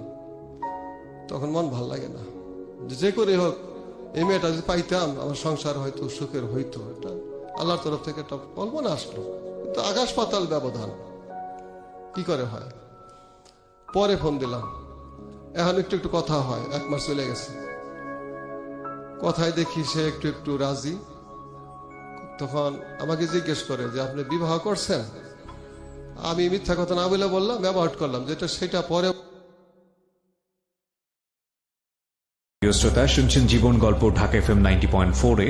আমি আরজি কিবরিয়া আপনার সঙ্গে রয়েছি। আজকের এই জীবন গল্পটা একটু অন্যরকম, প্রথমেই বলে নিয়েছিলাম। তার কারণটা হচ্ছে আজকে যিনি জীবন গল্প বলছেন তিনি মূলত মাওলানা, এবং তার জায়গাটা থেকে আসলে তার নিজের জীবনের ভুল বলি বা তার নিজের জীবনের যে একটি অধ্যায় যেটা তাকে পুরো জীবন জুড়েই কষ্ট করে বয়ে বেড়াতে হচ্ছে, সেই রকম একটা জীবন গল্প। সাধারণত আমাদের অনুষ্ঠানে এরকম জীবন গল্প আসে খুব কম। জীবন গল্পের জায়গা থেকে আসেনি, সিক্রেটস আমরা পেয়েছি, এরকম সিক্রেটস আমরা বহুত পেয়েছি, কিন্তু জীবন গল্পের জায়গা থেকে এখন পর্যন্ত আসেনি। তো সেই জায়গাটা থেকে এটা খুব ইউনিক আমি বলবো। আর আমাদের এই অনুষ্ঠানে যে কেউই আসতে পারেন, আমরা সবসময়ই বলি আপনি যদি আসতে চান প্লিজ আমাদেরকে ফোন করবেন। আমাদের ফোন নম্বরটি হচ্ছে 09611904904। আমি আবারও বলছি 09611904904। ওকে, আমি কথা না বাড়ি আমার যিনি গেস্ট তার কাছে আবারও ফিরছি, যেখানটায় আমি ছিলাম। বলুন তারপর। হঠাৎ দেখি ভালোবাসায় পড়ে না, আমি অনেক কিছুই বলি, কোনো কথার উত্তর দেয় না, কাইটা যায়। আমার একটু লেখালেখির অভ্যাস এখনো স্যার আছে, আমি হঠাৎ করে কোনো কবিতা বা সুর দিয়া গজল বলতে পারি, গানও বলে লিখতে পারি আর কি। তো আমি ওকে 2-3টা লাইন হঠাৎ করে ফোনে বললাম, ও বলাতে সুরটা দেওয়াতে তার মনের মধ্যে ভালো লাগলো। ভালো লাগে, তার বড় বোনকে বললো যে এক হুজুরের সাথে পরিচয় হয়েছে, সে এমন সুন্দর করে গজল বলে, গজলে আমার মনটা ভালো লাগে। তো ভালো লাগার কারণে আস্তে আস্তে ভালো লাগতে হঠাৎ করে সে রাজি হইল যে আমাকে ভালোবাসে, কিন্তু আমি চেহারা দেখি নাই, আমাকেও দেখে নাই। চলে গেল পর 2 মাস। তো আমাদের বাড়ি জাজিরা, ওদের বাড়ি লাখুলা, ডিস্টেন্স 3 থেকে 4 মাইল হবে মাত্র। আমাকে একদিন বললো আপনাকে একটু ভালো করে দেখবো। ওদিন তো আর ওইভাবে আমাকে দেখে নাই, আর আমি তাকে দেখেই নেই। তো দেখা করবে তো জাজিরা বাজারে, জাজিরা কলেজ। আমি বললাম ওই কলেজের ওখানে একটু থাইকো। তো আমি ঢাকার থেকে গেলাম, বাড়ি থেকে মেয়েদের সাথে দেখা করে ওখানে গেলাম। তো আমি তার চিনি না কে, তখন দেখলাম দাঁড়াই রয়েছে। তখন কিভাবে জিজ্ঞেস করি, ফোন দিয়ে দেখি ওইটা বাজে, তখন ভাবলাম সে। তখন সমাচার জিজ্ঞেস করলাম, কিন্তু মুখের কাপড় সে উঠাবে না, খুব পর্দানিশী মেয়ে। তো মুখের কাপড় উঠাইলো না, আমিও দেখার চেষ্টা করলাম না, দরকার কি। তো মুখের কাপড় না, মানে তাকে না দেখেই আপনি এক অর্থে ভালোবাসেন? জি। ওকে। ওই হাত পায়ে মোজা, খুব পর্দানিশী, মুখের কাপড় দেওয়া, আমাকে দেখাইলো না, এতই পবিত্র ভালোবাসা। কিন্তু ওই চশমা চোখে দিছে, এখানটা একটু দেখলাম, তাতে বুঝতে পারলাম যে আসলেই সুন্দরী হবে, বুঝা নিলাম। আমি মনে করলাম সুন্দরী বা কালো যাই হোক, আমার তো সংসার দরকার, আমি তো সংসার নাই, কি করা যায়। এইভাবে ভালোবাসা হইল, পবিত্র ভালোবাসা, তারে ভালোবাসলাম, সেও বাসলো। হঠাৎ করে একদিন বললাম, তার নাম আয়েশা, আয়েশা একটা কাজ কিন্তু হয়েছে, আমাকে ভালোবাসছো, আমি বাসছি। আমি কিন্তু আগে বিবাহ করছি, 2টা মেয়ে আছে, স্টার্টিং প্লাস ফিনিশিং স্যার সব বললাম। বলার পরে তখন একটু ইতস্তত করলো এইটা। তখন আমি বললাম এখন কি করবা, দেখো আমাকে ছেড়ে যাবা। তখন ভাবটা একটু অন্যরকম হইল। তারপরে বললো যে না, মন দিয়া দিছি, কথা বলছি, যদিও চেহারা আমাকে দেখেন নাই, আপনি ভালোবাসছেন না দেখে, আপনার ভালোবাসা পবিত্র, তাইলে বাড়ছি। তখন সে বলে, এটা তো জানে আমার আব্বা আম্মা, আপনার বিয়ে হয়েছে, 2টা বাচ্চা আছে, তা আমাকে দেবে না। তাহলে আমি একটা প্রস্তাব দিলাম পরীক্ষা করার জন্য, আমি করবো না। তাহলে আমি বললাম, তোমার আব্বা আম্মা না দিলে তুমি কি একা আসতে পারবা, আমরা অফিসে যাই বিয়ে পড়াবো? তখন না, এটা ইম্পসিবল, এটা মোটেই সম্ভব না। আব্বা আম্মা না দিলে তুমি মরে গেল, আমি যাইতে পারবো না। তখন আমি বললাম, এটা আসলে ভালো, এর আব্বা আম্মাকে দিবে, কি করা যায়? তখন তাদের একটা বড়ই বাগান ছিল, বিশাল বড়ই বাগান। তারা মধ্যবিত্ত, আমাদের মতো নেই, অবস্থা অত ভালো না খারাপও না, চলে। তারা 2 ভাই 3 বোন। তো উনি ওখানে নিরাইতেছে, বাগানে নিরাইতেছে। আমি মেয়ের বাবা। আমি আদবের সাথে সালাম কালাম সব দিলাম। আমার ব্যবহার দেখে, আদব কাদায় দেখা, তখন বললো, যত ছেলে আসে বাড়িতে, বলছে যে যত ছেলে আসে, ওই তার মেয়ের জন্য বলে, ওর জন্য আসে যে মাওলানা সাহেব মুফতি, সে যে আসছিল, ওই ছেলেটার ব্যবহার আদি খুব ভালো, তো তার কাছে দেওয়া যায়। পরে শুনছি সে তো বিয়ে করছে। আমার কিছু শত্রুপক্ষ আছে, তারা বলে দিছে বিয়ে করছে, দুটা মেয়ে আছে। তখন আর রাজি না। তখন মেয়েটা অন্য জায়গায় বিবাহ ঠিক হয়, ছেলে পেলে আসে দেখতে, তার আব্বা আম্মা অন্য জায়গায় দিবে, মেয়েটা অন্য জায়গায় বসবে না। তখন একদিন ফোনে আমাকে মেয়েটা বলে যে, দেখো তোমার 2টা মেয়ে আছে, বিবাহ হয়েছে, আমি কখনই রাজি হইতাম না, আমি তোমাকে একটা পরীক্ষা করছি চারিত্রের দিক দিয়া। পরীক্ষা আল্লাহ রহমত, তুমি ফার্স্ট ডিভিশনে পাস করছো, বিদায় তোমাকে আমি ছেড়ে গেলাম না। আল্লাহ রহমত হইল, আনুষ্ঠানিক ভাবে তার বাবা মা মেয়েটা আমার কাছে বিবাহ দিলেন। বিবাহ দিলেন, আল্লাহ নিয়ামত দিলেন আমাকে। এই ঘরে আল্লাহ পাক আমাকে 2টা ছেলে দিলেন পরপর। প্রথম ছেলে হোজাইফা, মোহাম্মদ হোজাইফা, আব্দুল্লাহ, মোহাম্মদ আব্দুল্লাহ, 2 ছেলে। এখন বড় ছেলের বয়স 8 বছর, ছোট ছেলের বয়স 7 বছর। তো আল্লাহ স্ত্রী দিলেন, খুব সুন্দরী এবং ভালো স্ত্রী দিলেন। আল্লাহ তো সুখে রাখছেন স্ত্রীর দিক দিয়া, যে বিবাহিত জীবন 10 বছর। কত সালে করলেন এই দ্বিতীয় বিয়েটা? প্রায় 10 বছর হয়ে গেছে। প্রায় 10 বছর, মানে সম্পর্ক হওয়ার 4 মাসের মধ্যে স্যার বিয়ে হয়ে গেল। ওকে। আল্লাহ মুখের দিকে তাকাইলেন। তো এই মেয়েটা এতই ভালো, আমার একটা মাথা ব্যথা করে, রুজি করতে পারি না, কেন আপনি কথাবার্তা বলে, উল্টা পাল্টা কিছু বলতেই পারে। আমি রাগ হইয়া অনেক 2-4টা কথা বলি, রাগ হইয়া কথা বলি, বা 2-একটা গালিও দিয়ে ফেলাই নিজের অজান্তে, পরে আবার আল্লাহর কাছে মাফ চাই। কিন্তু এই মেয়েটা 10 বছর জীবনে আমার স্যার একটা গালি দেয় নাই। 10 বছর জীবনে কত না খেয়ে রয়েছে, একদিন আমার কটু কথা বলে নেই। তার কথা যে আল্লাহ দিবেন, আমার শাশুড়ি বলে গেছেন আল্লাহ দিবেন, আপনার আল্লাহ দিবেন, এই আশায় রয়েছে। একটা মোস্ট ইম্পর্টেন্ট কথা বলি, সেটা হচ্ছে একজন বিবাহিত, মানে ভাইস ভার্সা বিষয়টা, বিবাহিত ছেলে এবং একজন বিবাহিত মেয়ে, মানে পুরুষ এবং নারী বলেই বোধহয় ভালো হয়। একজন বিবাহিত পুরুষের জীবনে সবচেয়ে বড় উপহার কি, কিংবা একজন বিবাহিত নারীর জীবনে সবচেয়ে বড় উপহার কি?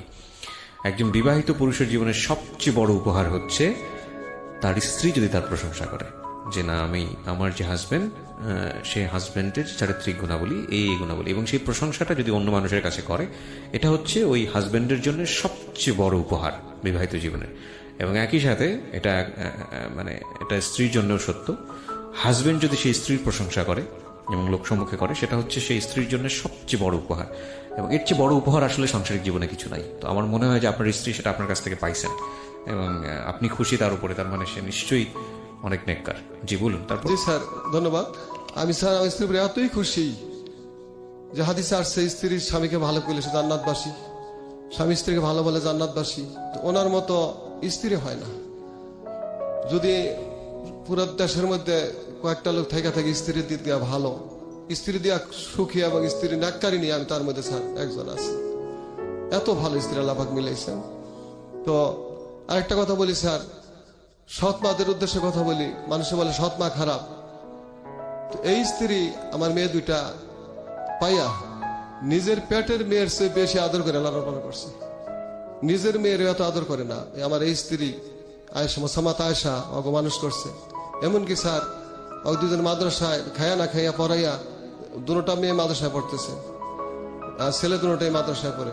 বড় মেয়েটা আল্লাহর রহমতে আমার স্ত্রীর উসিলায় কোরআন হাফেজ হয়ে গেছে আল্লাহর রহমতে, মাশাআল্লাহ। আর ছোট মেয়েটা হাফেজ পড়তেছে, বড় মেয়েটা কিতাবখানায় পড়ে, খরচ চালাইতে পারি না, সমস্যা।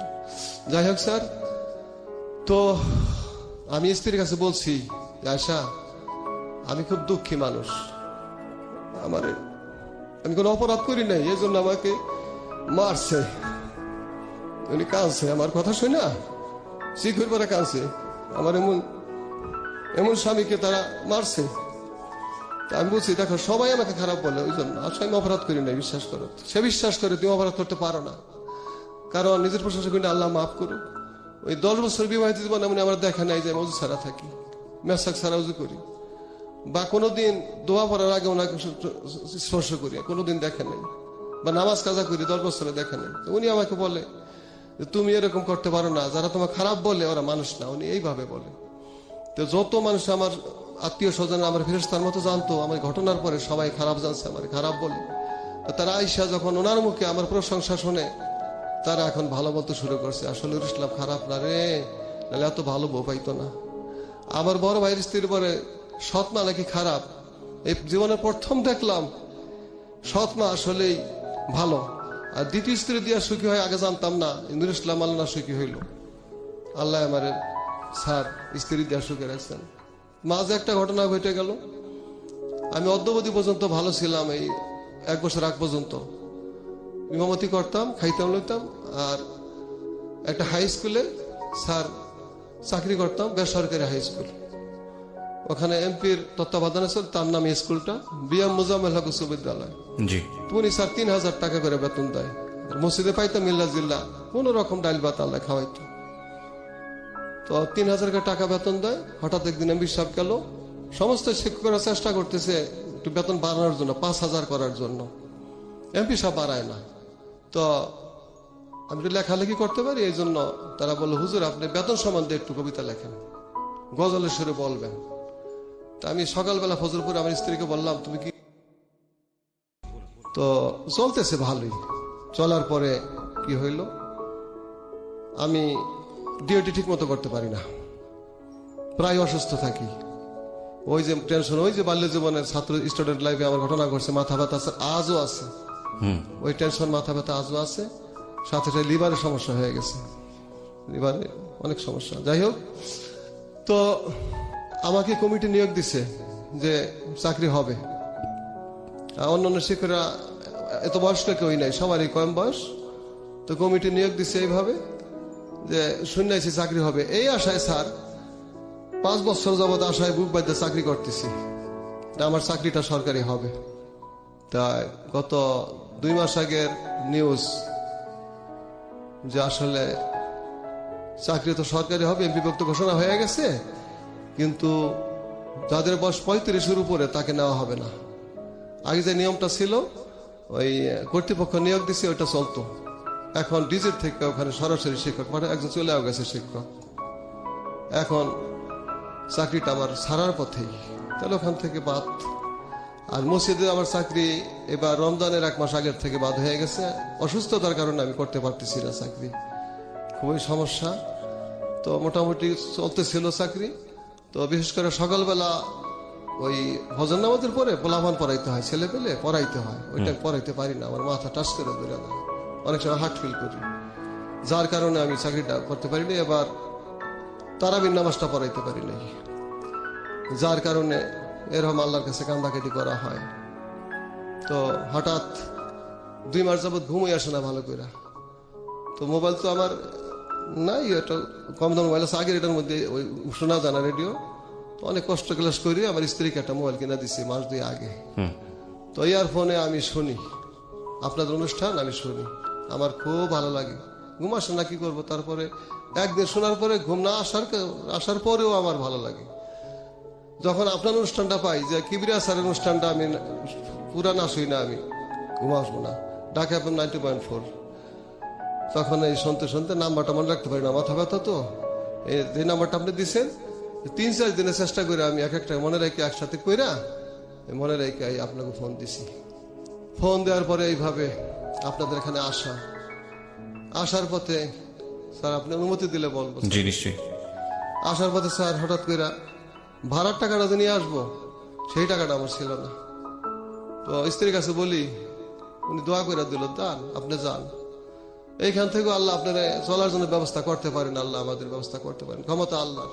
আমি বলা ঠিক কইছো, ক্ষমতা আল্লাহর, আল্লাহর যদি রহমত হয়, দয়া হয়, আমার কিবরিয়া স্যারের দেখুন আমি এখানে কিছু হয়, আল্লাহর রহমত হয়, কিছু বলে, আল্লাহ দয়া করবেন। স্যারে কথা বললে আল্লাহ দয়া করবেন বলে আসছি। নামাজ কইরা খাওয়া দাওয়া কইরা শুইছি। সকালে মনের মধ্যে আশা, আল্লাহ নিয়ে আপনাকে কিছু কথা বলার সুযোগ দিবেন, আমার জীবন কাহিনী, লাইফ হিস্টোরি। বাইরে হয়েছি, গাড়ির থেকে আসবো, বাড়ির থেকে সকালে নাস্তাও করি নাই, ভাল লাগে না মন, ভিতরে ক্ষুধা নাই, ক্ষুধা লাগে না, লিভারের সমস্যা, ডাক্তার বলছে ঘাও হয়েছে, তো দোয়া করবেন আল্লাহ যেন ভালো করেন। চিকিৎসা করতে পারি না স্যার টাকার জন্য। আর 2টা মেয়ে মাদ্রাসায় পড়তেছে, 2টা ছেলে, ওকে পড়াও কষ্ট করে পড়ে, দেনা পরে অনেক টাকা হয়ে গেছি। দেনা তারা বলে টাকা দেন না কেন, দেখেন আল্লাহ আমার ব্যবস্থা করবেন, আমি দিয়ে দেবো। ওদিক দিয়ে দেনা, মেয়েতে মাদ্রাসা পড়াইতে পারতেছি না, থাকার মতো একটু ঠাই নেই ভালো করে, ওরা বাড়িতে আসলে পর্দায় থাকতে পারে না। মেয়ে 2টা স্যার আমার এত পর্দা নিছি, বাড়িতে আসলে ওই বোরকা পরে অজু করতে যায়, তো থাকার পরিবেশ নাই, এত পর্দা, ওরকম ঘর দরজা আমার কিছুই নাই, আনতে পারি না, বেশিরভাগই মাদ্রাসা করে থাকে। আর লিভারের সমস্যা ধরা পড়ছে মাস 1.5 আগে, ঘর কথা, ওষুধ খাইতে পারি না, দারু দরকার ওষুধ খাই স্যার। আমার স্ত্রী আমাকে আসার সময় গণ্য দিল 8 পদের ওষুধ, অল্প অল্প করে আছে, শেষ হয়ে গেছে, তাও বাকি আছি স্যার, ব্যাগে আছে 8 পদের ওষুধ এখনো। আসার সময় কাঁদছে, আল্লাহ আপনার ব্যবস্থা করবো যান। আর পুরো রাস্তাটা হাইটারছি স্যার। তো আমরা আল্লাহর কাছে শুকরিয়া যে আপনার মতো মহান ব্যক্তিত্বের সামনে আল্লাহ পাক কথা আপনি আমার প্রশংসা না, আপনি যত আমার প্রশংসা করবেন ততই আমার আমার ভেতরের অনুভূতিটা আমি আপনাকে বলি। আমার প্রশংসা খুব ভালোভাবে নিতে পারি না, আমার ছোটবেলা থেকে এরকম আমি। সো আপনি আমাকে নর্মালি স্যার বলেছেন, এটা আপনার বলার জায়গা থেকে আমি যদি আপনাকে বারণ করতাম তাহলে আপনি গল্পটা ঠিক মতো বলতে পারতেন না, এই কারণে আমার খুব অস্বস্তি লেগেছে এই শব্দটা শুনতে। যাই হোক, আমি একটা জিনিস আপনাকে একটু বলি, আপনি এখানে কেন এসেছেন সেটা আমি বুঝেছি। আপনার জীবন গল্পটা খুব গুরুত্বপূর্ণ ছিল এই পার্সপেক্টিভ থেকে। আমি আজকে প্রথমেই বলে নিই যে এখানে অনেক মানুষ আসেন সাহায্যের জন্য, হ্যাঁ, অনেক মানুষ আসেন, এবং আমরা আসলে সেই অর্থে সাহায্যের গল্প প্রচারও করি না, আমার অনুষ্ঠানের এথিক্সটা ওরকম না। কালে কশ্মিনে হঠাৎ করে 2-1 যখন মনে হয় যে না এই গল্পটা একাধারে একটা খুব ইম্পর্টেন্ট গল্প, একই সাথে ওই মানুষটিকে যদি কেউ সাহায্য করতে চায় সে দরজাটা আমরা উন্মুক্ত করে দিই। আজকে আপনার গল্পটা আমার কাছে খুব ইম্পর্টেন্ট ছিল এই অর্থে যেটা একজন ইমামের জীবন গল্প। এখানে অনেক মাদ্রাসা পড়ুয়া, অনেক স্টুডেন্ট এসেছেন, মাদ্রাসা পড়ুয়া অনেক লিসনাররা এসে যাদের জীবন গল্প বলেছেন, সেটা ঠিক আছে, কিন্তু আমার জানা মতে আমার খুব মনে পড়ে না যে আমি এরকম একজন মানুষ যে আগাগোড়াই ইমামতি, আপনি ধর্মশিক্ষক ছিলেন, আপনি যেটা বলছেন, এরকম তার কোনো জীবন গল্প আমি প্রচার করেছি আমার মনে পড়ে না। তো সেই অর্থে আজকের জীবন গল্পটা আমার কাছে খুব গুরুত্বপূর্ণ মনে হয়েছে যে আমাদের সমাজের অনেক বড় একটা প্রভাবশালী অংশ হচ্ছেন এই ইমামরা, এবং যারা উনি যেটা বললেন যে যাদের আর্থিক অবস্থা বা সাংসারিক অবস্থা অত্যন্ত করুণ এবং তাদের এইটার উপরই, এই পেশার উপরই থাকতে হয়, খুব নীতিবান হওয়ার চেষ্টা করেন তারা, এবং সেই জায়গাটা থেকে সংসারের যে টানাপোড়েন সেটা তাদেরকে মেনে নিয়ে সামনের দিকে এগোতে হয়। আমাদের খুব দুর্ভাগ্য হলেও সত্য যে আমাদের যারা সমাজের আর্থিকভাবে স্টাবলিশড মানুষ আছি, তারা যদি এরকম 2-1 ইমামের পরিবারের প্রতি একটু লক্ষ্য রাখতাম বা তাদেরকে যদি একটু হলেও সচ্ছলভাবে বাঁচার সুযোগ করে দিতাম, তাহলে আমার মনে হয় যে তাদের জীবনটা একটু অন্যরকম হতে পারত। অথচ তাদের এটা প্রাপ্য, এবং সবচেয়ে বেশি প্রাপ্য, অগ্রাধিকার যেটাকে বলে। আপনার এতগুলো ডিগ্রি, আপনি যেটা বলেছেন এখানে, প্রথম কথা হচ্ছে যে মানুষের উপর বিশ্বাস হারানো পাপ। আপনাকে দেখে আমার অবিশ্বাস করার কোনো সুযোগ নেই। আপনি যা বলেছেন এখানে সেটা আমি সত্য বলেই মেনে নিচ্ছি। আর সত্য বলে মেনে না নিলে আমার পক্ষে এই কাজটা করা খুব কঠিন, কারণ যারা এখানে সে গল্প বলেন তাদেরকে আমি যদি ওইভাবে বিশ্বাস না করি, আমি তাহলে এই কাজে মনোযোগ দিতে পারবো না। তো সেই অর্থে আপনি যা এখানে বলেছেন আমি ধরে নিচ্ছি আপনার সমস্ত কিছুই আপনি সত্য বলেছেন, এবং বাকিটুকু তো ওপরওয়ালা ভালো জানেন। তো সেই জায়গাটা থেকে আপনার জীবনে একটা স্বাভাবিক জীবন আসুক, যেহেতু আপনার 4টি সন্তান, 2 মেয়ে 2 ছেলে, এবং আপনি আপনার স্ত্রী, আর সবকিছু মিলিয়ে আপনারা 6 জন মানুষ। তো 6 জন মানুষের চলাফেরা এবং সচ্ছল জীবন যাপনের জন্য ধর্মীয়ভাবেও আপনারা প্রচন্ড ধর্মভীরু মানুষ। অসুস্থ স্যার খুবই, হ্যাঁ, এবং আপনি যেহেতু অসুস্থ, আপনার সুস্থ থাকার জন্য যদি কোনো মানুষ আপনাকে সাহায্য করতে চায় বা কাজের ব্যবস্থা করতে চায়, সেটার জন্য আমাদের দরজা সবসময় উন্মুক্ত, এবং সেটার জন্য যদি কেউ আমাদের এখানে যোগাযোগ করেন বা আপনার সঙ্গে যোগাযোগ করেন, আপনার পরিবারের সঙ্গে যোগাযোগ করেন, তাহলে তারা সেখানে গিয়ে যোগাযোগ করতে পারেন, এবং তারা গিয়ে দেখে শুনে বুঝে আপনার যদি কোনো কাজের ব্যবস্থা করতে চান সেটা তারা করতে পারেন। সে ব্যাপারে আমাদের সবসময় উৎসাহ দেই আমরা। এখানে আমার কাজটুকু এতটুকুই, আমি শুধু প্রচার করতে পারি, আর আপনার গল্পটা যাতে সঠিকভাবে উপস্থাপন হয় সে দায়িত্বটা আমি পালন করতে পারি, সেটা আমি করেছি। আর বাকিটুকু আমাদের লিসনার যারা, তারা যদি মনে করেন আপনি একজন ভালো মানুষ এবং আপনার পরিবারের সচ্ছলতার জন্য, আপনি যেহেতু একজন অত্যন্ত পরহেজগার মানুষ, এবং আপনার সন্তানদের ভরণ পোষণ ঠিকমতো পালন করার জন্য আপনাকে কিছু না কিছু ভাবেও একটা সুন্দর জীবনযাপনের জন্য পথ দেখানো উচিত, সেখানে তাদের কিছু করার আছে, সেক্ষেত্রে তারা সেই সাহায্যটা অবশ্যই করতে পারেন। আপনি যে এলাকায় থাকেন সেই এলাকায় আমাদের রেডিও শোনা যায়, রাইট? জি স্যার, স্পষ্ট শোনা যায়। স্পষ্ট শোনা যায়। ওকে, সো যদি কেউ আপনাকে সাহায্য করতে চায়, আপনি আপনার স্থায়ী ঠিকানাটা বলুন, যেখানে গেলে আপনাকে লোকজন আপনি আজকে যা এখানে বলেছেন সেটা আদৌ সত্য কিনা জাস্টিফাই করে দেখার সুযোগ পাবে, তারপরে হয়তো আপনাকে তারা সাহায্য করবেন। তো সেই সুযোগটা আমি আমার যারা লিসনার আছে তাদেরকে দিচ্ছি। আপনার স্থায়ী ঠিকানাটা বলেন, যেখানে গেলে আপনাকে তারা খুঁজে পাবেন। স্যার আমার শরীয়তপুর জেলা, জাজিরা থানা, পোস্ট অফিস জাজিরা, তারপরে ইউনিয়ন জাজিরাই, গ্রাম গফুর মোল্লার কান্দি। আমার নাম মোহাম্মদ নুরুল ইসলাম, পিতা মোহাম্মদ ইমান উদ্দিন মোল্লা। আচ্ছা, তো আমরা যেটা বুঝলাম যে উনি হচ্ছেন শরীয়তপুর জেলার জাজিরা থানা, গ্রামের নাম হচ্ছে গফুর মোল্লার কান্দি। গফুর মোল্লার কান্দি। ওখানে গিয়ে নুরুল ইসলাম সাহেব, মুফতি নুরুল ইসলাম, মাওলানা মুফতি নুরুল ইসলাম সাহেব, এই পরিচয়ে আপনারা গেলে ওখানে খোঁজ করলে ওনাকে পাবেন। উনি যা বললেন এখানে, যা সবকিছু মিলিয়ে মানুষ হিসেবে কেমন বা কতটুকু, ওনার আর্থিক বা পারিবারিক অবস্থা কেমন, এটা জেনে আপনারা যদি ওনাকে সাহায্য করতে চান, বিশেষ করে ওনার একটা কাজের ব্যবস্থা খুব দরকার, খুব সুন্দর ভাবে পরিবারকে নিয়ে যেতে পারে সামনের দিকে, এরকম যদি একটা ব্যবস্থা করতে পারেন সেটা খুব ভালো হয়। আর ওনার সাথে যদি আপনারা সরাসরি ওনাকে ফোনের মাধ্যমে বা যেতে পারছেন না কিন্তু কথা বলতে চান, এবং কথা বলতে বলে ওনাকে হেল্প করতে চান, সেক্ষেত্রে আপনারা আমাদের যে ফোন নাম্বারটি আছে সেখানে আপনারা জানাবেন এবং আপনাদের ফোন নাম্বার দেবেন। আমরা হয়তো একটু সময় নিব, 2-1 সপ্তাহ যাচাই করব, কারণ আমরা চাই না এত ফলস কল আসে। আমরা চাই না যে এইরকম ভাবে আমাদের যারা এখানে গেস্ট আসেন তারা বিব্রত হোক। আপনারা যারা হেল্প করতে চান তারা আমাদেরকে ফোন দেবেন। আমাদের যে নাম্বারটি আছে, আমি নাম্বারটি বলছি, একটু ধীরে ধীরেই বলছি, আপনারা নোট ডাউন করুন। 09611904904। আমি আবারও বলছি 09611904904। এটা ঢাকা FM এর জীবন গল্প এবং সিক্রেটসের ফোন নাম্বার।